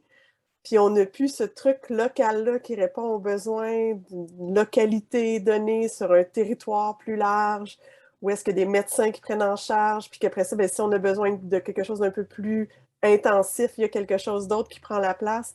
En tout cas, c'est une réflexion qu'on avait eue en se disant, tu sais, on avait, comme Hélène disait, on recule à l'arrière, puis on se rend compte qu'on avait peut-être des beaux modèles qui étaient là, puis qui répondaient à la personne dans sa localité, dans ses besoins et non pas dans sa situation, créer des services de situation, mais des services de besoin. Fait que, bref, en tout cas, je trouvais que j'avais besoin de vous le partager parce que ça nous avait comme un peu découragés en disant non, on avait quelque chose de beau puis on l'a comme déconstruit, mais bref, c'est quand même rassurant en vous écoutant là, de la façon que vous le réfléchissez puis que vous avez raccordé les fils puis le travail que vous avez fait avec vos communautés, vos partenaires internes, externes des établissements. Viviane, je te laisse poursuivre. Hey, bonjour tout le monde. J'étais pris dans ma voiture, fait que j'ai manqué un petit bout, mais j'avais envie de partager. Je suis Viviane Saint-Jean. Ça fait seulement 1 an que je suis là. J'ai le mandat là, en Montérégie du développement du TAO, puis toutes les liaisons hospitalières. Fait qu'il y a un petit bout que j'ai manqué au début, mais que j'ai entendu, nous, pour aller chercher de plus en plus des gens avec Valérie qui a parlé. Je pense que c'était Valérie Chagnon tantôt. J'entendais juste la voix. On est en train d'intégrer justement la première ligne plus au niveau de la liaison hospitalière pour justement aller chercher encore plus la clientèle en dépendance. Ça, c'était une chose. J'avais envie de vous partager un projet que j'appelle mon projet Bonbon dans l'Ouest avec un organisme communautaire. Dans le fond, on a un médecin qui va à l'organisme communautaire. On est vraiment rattaché autant avec la DSP, DPSMD. On a déployé une infirmière du CESMO qui travaille, ça s'appelle Pacte de rue, justement pour aller chercher la clientèle itinérante, là, les gens des affiliés. C'est vraiment un magnifique projet. Il va juste falloir voir l'année prochaine. On a développé un outil là, pour aller chercher le maximum d'informations pour voir la clientèle qu'on va chercher, pour se faire un portrait de ce qu'on va avoir réussi à aller atteindre davantage dans la population là-bas. J'avais juste envie de le partager parce que, bon, c'est souvent, il y a quelqu'un qui disait tantôt, tu sais, qu'est-ce qui appartient aux CIS, qu'est-ce qui appartient aux organismes communautaires. C'est vraiment un beau projet d'entente de collaboration avec l'implication des médecins et tout ça. Puis juste pour faire du pouce, Viviane, sur ce que tu dis, quand il y a eu la réflexion autour de l'amorce du projet de Pacte de rue, puis ça a fait du pouce un peu sur ce que vous dites, puis sur le graphique qu'on vous a montré tantôt, mais puis sur les cloisons. La réflexion qui avait émergé, c'est vient un moment, là, puis vous en avez nommé plusieurs exemples, où on ne peut plus sélectionner la clientèle sur la base de critères de maladies. Est-ce que tu as un problème de santé mentale? Est-ce que tu as une déficience intellectuelle? Ça prend ce critère-là pour pouvoir ouvrir la porte du service. Il vient un moment où quand on monte avec la flèche dans la précarité, où il faut vraiment sélectionner sur le degré de désaffiliation, puis de comorbidité, puis de précarité, puis de juste ouvrir la porte, puis d'être en mesure de soit aider, accompagner, réaffilier ou d'offrir certaines choses de base d'abord sur place pour ensuite, peut-être la personne elle va mieux, puis on peut la réaffilier. Puis je vous le dis parce que, comme Hélène Paul-Flit le nommait tantôt, c'est peut-être plus un enjeu montréalais, peut-être Québec, vous avez ça aussi, mais quand il y a beaucoup de débit, la tentation, c'est de sélectionner sur des maladies. Puis vient un moment où si on fait ça, on échappe vraiment beaucoup de personnes. Puis ça m'amène à vous poser la question, mais comment vous faites, ou est-ce qu'il y en a d'entre vous qui avaient réussi à trouver des clés pour ouvrir des portes en dehors de votre direction santé mentale et dépendance? Comment vous faites donc pour, tantôt j'entendais des gens donc, qui ont délocalisé des infirmières GASMA, on est encore dans nos directions, fait que ça peut encore être semi-simple, mais arrivez-vous, quand vous n'êtes pas en mesure d'offrir les services parce que ce n'est pas votre mandat dans votre direction, arrivez-vous à héberger, à soutenir à pas de domicile votre patient, à avoir des évaluations pour déficience intellectuelle? Comment vous avez réussi à avoir ce genre de clés-là avec les différents partenaires qui ne sont pas nécessairement des partenaires communautaires, c'est pas même des partenaires internes là, ici, puis c'est pas plus simple nécessairement.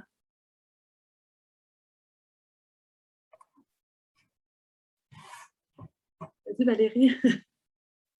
En fait, bon, pour l'exemple, justement, on en avait une situation où, tantôt je le disais, on est comme rendu à réfléchir une fois qu'on les a avec nous, il faut trouver le bon niveau de service, effectivement. Puis on a eu une situation où la personne, on savait éminemment qu'on avait besoin d'aller chercher des évaluations en déficience, effectivement. Donc, ce n'est un morceau que là, en ce moment, c'est un des casse-têtes actuellement qu'on a.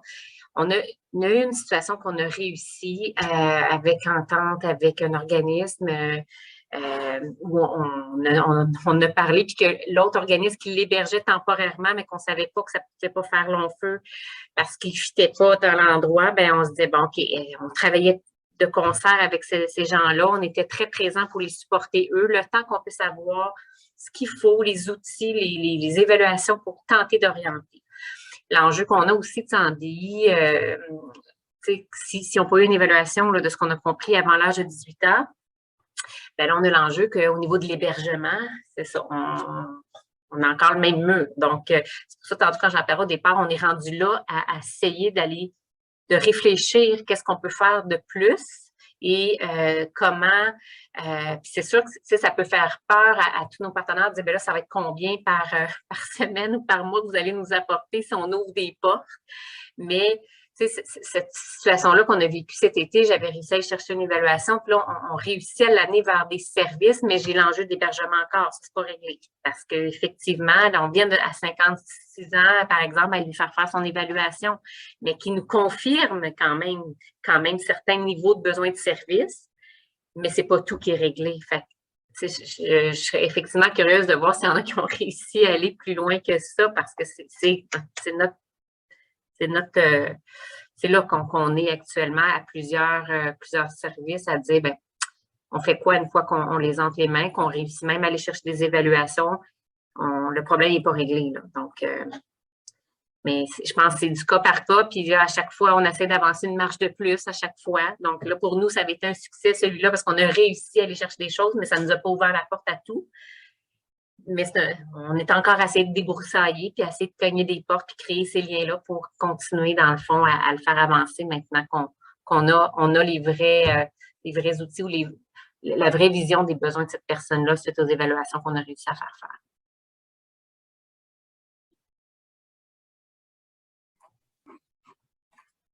Merci. Je pense qu'il y avait Frédéric. Vas-y, Frédéric.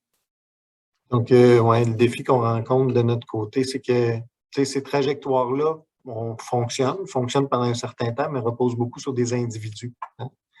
Et on n'a jamais eu autant de roulement auprès de nos partenaires, là, nos autres directions, que ce qu'on a présentement. Donc, ça donne un peu, des fois, l'impression d'un éternel recommencement.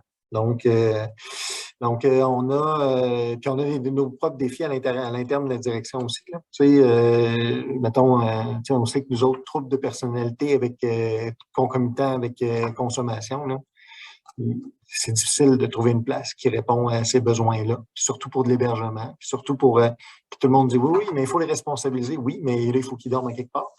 Fait que, tu sais, donc, entièrement d'accord. Donc, tu sais, c'est des enjeux, des fois, qu'on rencontre qui sont dans notre cours. Fait que quand on demande de l'aide à d'autres directions, mais tu sais, il y a tous ces enjeux-là qui se remettent en perspective aussi. Il y a 2 outils qu'on utilise, tu sais, pas toujours avec succès, quand même avec certains succès, là, mais pas toujours avec un succès. C'est, bon, je parlais tantôt du comité cas complexe. Ça, c'est quand même une manière de mobiliser toutes les autres directions cliniques, puis de s'adresser à un cas clinique, puis de dire, OK, là, ça marche pas, on est dans une impasse. Besoin prioritaire et où, qui le prend en charge, qui vient soutenir en fonction de chacun de nos rôles.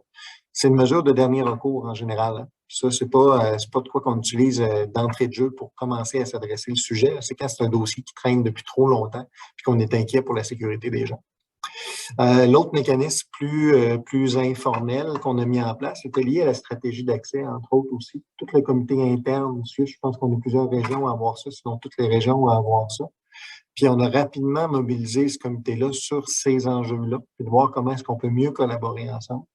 Je ne cacherai pas qu'il y avait certaines directions cliniques au début qui étaient impliquées sur ce comité interne SUS-là, qui se disaient, ben, OK, je suis désigné pour être ici, mais moi, des itinérants, j'en ai pas bien dans ma gang. Quand on parle d'instabilité résidentielle, souvent, là, ça faisait beaucoup plus écho.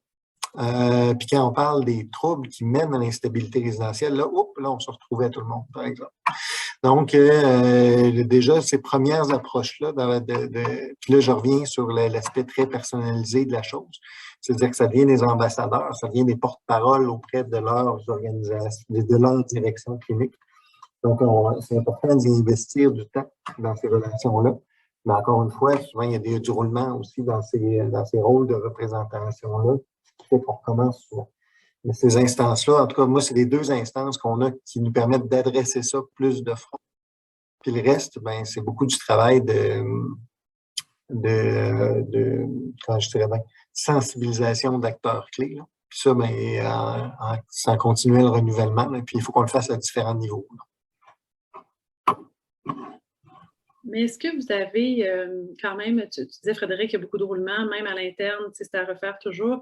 Est-ce que vous avez des choses écrites qui permettent de consolider des décisions, des couloirs, des façons de faire qu'on a décidé qu'on ferait, ou ça repose un peu plus sur des ententes dans des réunions?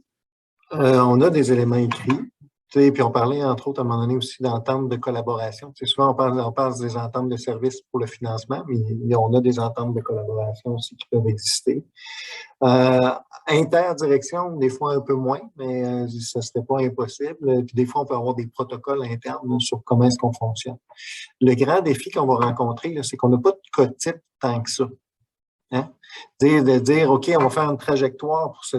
Ben OK, mais c'est parce qu'on regarde, là, on n'en a pas 2 cas pareils. Là. Souvent, ce qu'on a besoin, c'est pas tant de développer des nouvelles trajectoires. Ça, c'est un piège dans lequel on peut tomber facilement comme réseau. On aime ça, les trajectoires. Là. Mais là, le problème, c'est que c'est pas juste une trajectoire qu'on a besoin. Ce qu'on a besoin, c'est de la souplesse pour que les gens qui ne fitent pas des trajectoires, on soit capable de les adresser. Quand même adresser leurs besoins, puis leur trouver une offre de service. Donc, puis d'arrimer une offre de service en fonction de leurs besoins. Fait que, oui, les trajectoires, mais le piège, c'est que souvent, on se ramasse encore à faire d'autres petites cases, tu sais, à l'intérieur de ça. Donc, c'est pour ça que l'approche qu'on essaie de prendre, c'est plus de dire, OK, on va identifier des interlocuteurs qui ont chacun une imputabilité, une responsabilité. Imputabilité, des fois, un peu fort, mais au moins une responsabilité d'interlocuteur. Puis à partir de là, de voir, ben, OK, comment est-ce qu'on travaille ensemble pour répondre à un besoin d'une personne qui appartient pas à moi ni à toi, mais qu'ensemble, il faut qu'on trouve une solution. Fait que c'est un peu là qu'on est. Ce qui n'empêche pas qu'il y a certaines trajectoires qui peuvent être intéressantes. Là, on parlait tantôt de troubles de personnalité avec la dépendance. Bon, on a une couple de cas récurrents qui fait en sorte qu'on dit, hey, OK, on sait qu'à chaque fois qu'on ramasse une situation qui est escaladée, une situation avec ce profil-là, on a toujours le même genre d'impasse parce que ce qui est recommandé d'un point de vue clinique, ne fit pas nécessairement avec ce qui est disponible dans la communauté, puis ce qui est disponible pour la personne. Fait que, bon, ça, c'est un exemple. Quand on a beaucoup, on a des combinaisons aussi, BI légères, par exemple, là, ou traumatisés crâniens, là, les TTC qui peuvent avoir aussi. Fait que ça, on sait que ça revient aussi quand même sur une base régulière. Fait que ça, on essaie justement d'aller chercher des interlocuteurs ciblés pour ces situations-là. Puis là, c'est-tu le traumatisme crânien ou l'état de consommation ou la situation d'itinérance ou peut-être le trouble de santé mentale ou la petite démence aussi qui s'installe parce que visiblement, il a passé plusieurs années à la rue puis il y a peut-être un vieillissement prématuré. Bon, tous ces éléments-là viennent se combiner ensemble puis se dire, bien, dans les faits, là, ça, c'est ce qui nous aide beaucoup présentement dans le discours. Puis je dirais, c'est porté de plus en plus à l'intérieur de l'organisation. C'est-à-dire, ça, c'est pas la responsabilité de la personne de définir, oui, moi, c'est d'abord mon traumatisme crânien ou, on a juste une personne qui a des besoins. Après, nous, notre rôle, c'est d'essayer d'y trouver une place. Puis pour être capable de l'accompagner dans ses besoins.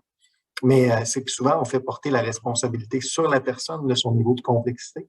Puis ça, il faut vraiment qu'on arrive à refaire virer ça de bord. Puis je vous dirais, quand on l'aborde de front comme ça, puis qu'on le nomme juste de même, ça fait du sens pour tout le monde. Il n'y a personne qui nous dit « ben non », ben, c'est sûr que ça fait du sens. C'est-à-dire, on ne peut pas faire porter à la responsabilité de la personne le niveau de complexité de son dossier, là. Mais après, ben, nous, on a quand même la responsabilité de nous organiser par rapport à ça. Tout à fait. Bien, merci, Frédéric. Puis, en fait, c'est un des grands principes clés aussi de l'organisation en réduction des méfaits. Ce n'est pas à la personne de porter la responsabilité ou même de faire les 12 travaux d'Astérix, mais au réseau de s'adapter. Bon, après, on est conscient qu'on est dans un contexte où ce n'est pas très, très évident. Le temps file, fait que peut-être que je prendrais juste une dernière intervention. Hélène, tu as levé la main. Ben, vas-y, il nous reste un petit quelques minutes. En fait, nous, c'est sûr, si j'essaie de vous donner un ordre de grandeur, l'année passée, alors que les équipes étaient, mes différentes équipes en population vulnérable étaient un peu partout, entre autres au Royal Vic avec la COVID, pas eux qui avaient la COVID, puis c'est 50 000 interventions par année. Donc, c'est plusieurs milliers de personnes qu'on suit. C'est sûr que quand j'arrive dans une rencontre de comité de cas complexes, les gens, de un, me connaissent et de deux, ne sont pas particulièrement heureux que j'arrive dans le comité parce que c'est tout le temps, je suis tout le temps là, puis j'ai beaucoup de dossiers qui sont à la croisée des chemins. Donc, c'est sûr que nous, l'enjeu, il est comme plus présent à cause de la volumétrie particulière. Ce qu'on s'est rendu compte, par exemple, en faisant l'analyse des services, c'est notre réflexe, c'est beaucoup de descendre des services dans des équipes en itinérance, des services adaptés en DI, des services en dépendance, des services plus au niveau des personnes vieillissantes. Puis là, à un moment donné, c'est là qu'on s'est mis à faire comme des doublons, puis on s'est rendu compte que ça ne donnait pas plus les clés des différents mécanismes d'accès à l'hébergement, puis les MAH, puis les MAR. Donc, ce qu'on se rend compte, c'est que c'est plus d'outiller les équipes en proximité à faire des évaluations, à bien maîtriser les clés pour les mécanismes d'accès, les clés d'entrée dans les directions, être capable de faire des OCCI, de maîtriser RCIPA, vraiment d'avoir ces outils-là en main qui vont avoir un impact plus sur la trajectoire des usagers et de permettre d'avoir un langage commun avec la direction qui va recevoir la personne. Parce que quand on n'est pas capable de faire ça, plus on amène les services dans les équipes plus de première ligne, ce qu'on se rend compte, c'est qu'après ça, les gens ne veulent plus, et l'attente aussi pour nous au niveau du communautaire, c'est qu'on veut plus de services en proxy. On les veut 5 jours, on les veut 7 jours, on veut des médecins 5 jours, et là, les gens ne réintègrent jamais les services réguliers. Et c'est là que l'accès à des services plus spécialisés ou des services d'hébergement devient de plus en plus loin, de plus en plus difficile à atteindre. C'est comme le côté un peu pernicieux des services en proximité si ce n'est pas un mouvement aussi qui s'opère de ramener vers les services du réseau, que les services du réseau soient adaptés. C'est là que je trouve que les équipes de proximité, du moins pour nous, comment ça s'opère à Montréal, d'être capable de maîtriser ces outils-là permettre de justement créer du mouvement pour que les personnes aient accès puis réintègrent certains services qui ont besoin d'eux. C'était ça mon commentaire. C'est intéressant, Hélène. Vas-y. Parce que quand on a fait le guide Théo qu'on utilise pour vous présenter les rencontres, là, selon les propositions, ce qu'on s'est rendu compte aussi à travers la littérature puis à travers les rencontres, c'est que c'est pas toujours nécessaire d'avoir un service adapté pour les populations en situation de précarité, ce qu'on appelle le bas seuil là, dans certains langages. Parce que c'est peut-être à tous les services de s'adapter aux besoins de la personne, puis l'intensité qu'elle va avoir en collaborant avec les autres et de ne pas toujours créer des structures où ce que le tout y est, mais d'apprendre à changer la pratique, puis à réussir à offrir des services dans une localité plus près, de proximité du lieu de vie de la personne, puis en collaboration avec les autres. Fait que, bref, je trouve que tout ce que vous nous avez partagé donne plein de clés, plein d'idées pour la suite des choses. Marie-Ève? Non? Tu n'avais rien d'autre à ajouter?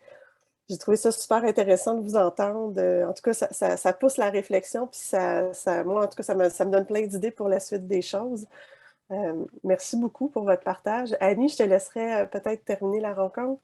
Puis peut-être juste avant, Annie, que tu prennes la parole, éventuellement, peut-être on aura une évaluation plus formelle, mais j'aimerais quand même, pour ceux qui ont envie, soit dans le chat, soit par courriel, que nous fassiez un retour sur est-ce que ça répond à vos besoins. Puis comme vous voyez, on tente de... On a fait le tour là, des aspects plus théoriques. C'était la COVID, il y avait beaucoup de questions qui se posaient. On a roulé beaucoup de théories. Mais là, on essaye de plus en plus de vous redonner la parole, puis d'aller sur des sujets qui vous intéressent, puis de vous laisser vous parler pour vous entraider. Mais l'objectif, c'est d'être utile. Donc, s'il y en a d'entre vous qui ont des commentaires, des pistes d'amélioration, des choses que vous trouvez qui seraient intéressantes, on est évidemment preneurs. Donc, soit dans le chat maintenant, ou soit par courriel là, dans un deuxième temps, on serait content d'avoir votre opinion là, sur la rencontre et le changement de modalité d'aujourd'hui. Que je t'en passe la parole, Annie. Parfait. Bien, merci à vous pour votre générosité. Donc, pour les activités à venir, notre prochaine rencontre aura lieu le 14 décembre, même heure, et en fait, on continue sur cette même formule parce que on pense que c'est bénéfique. On pense que c'est intéressant, ça permet de pousser plus loin les propositions, de créer cet espace d'échange sur vos pratiques, parce que vous avez des choses vraiment intéressantes à proposer. Donc, la prochaine rencontre va porter sur la proposition 5, qui est l'évaluation adaptée, l'évaluation spécialisée auprès des populations en situation de précarité, à la fois les évaluations en dépendance et en itinérance.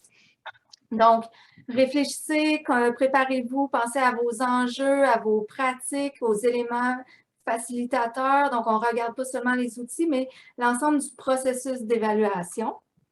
Donc, cette semaine, au courant de la semaine ou en début de semaine prochaine, on va vous envoyer l'entrée d'agenda. Mais vous pouvez déjà le mettre à votre horaire. Et on est en train de vous concocter une journée spéciale.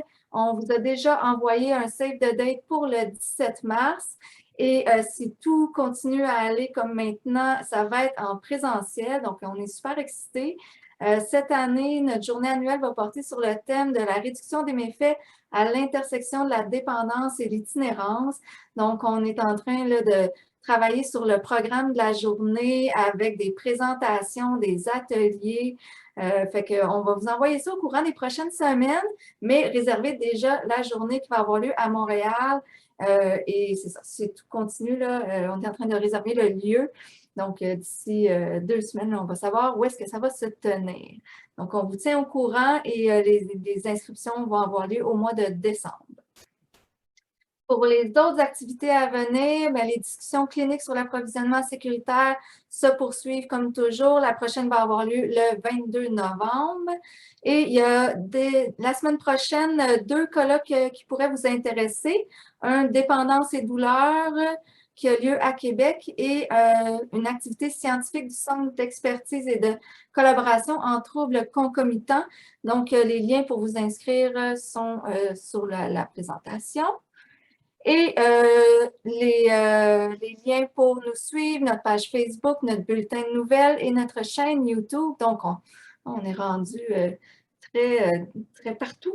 Donc, voilà, vous avez les liens habituels et notre calendrier des rencontres qui vont se poursuivre jusqu'en juin et nos informations pour nous contacter. Si vous avez des questions d'ici la prochaine rencontre, n'hésitez pas. Donc, sur ça, je vais vous souhaiter une bonne fin de journée et on se revoit dans 6 semaines.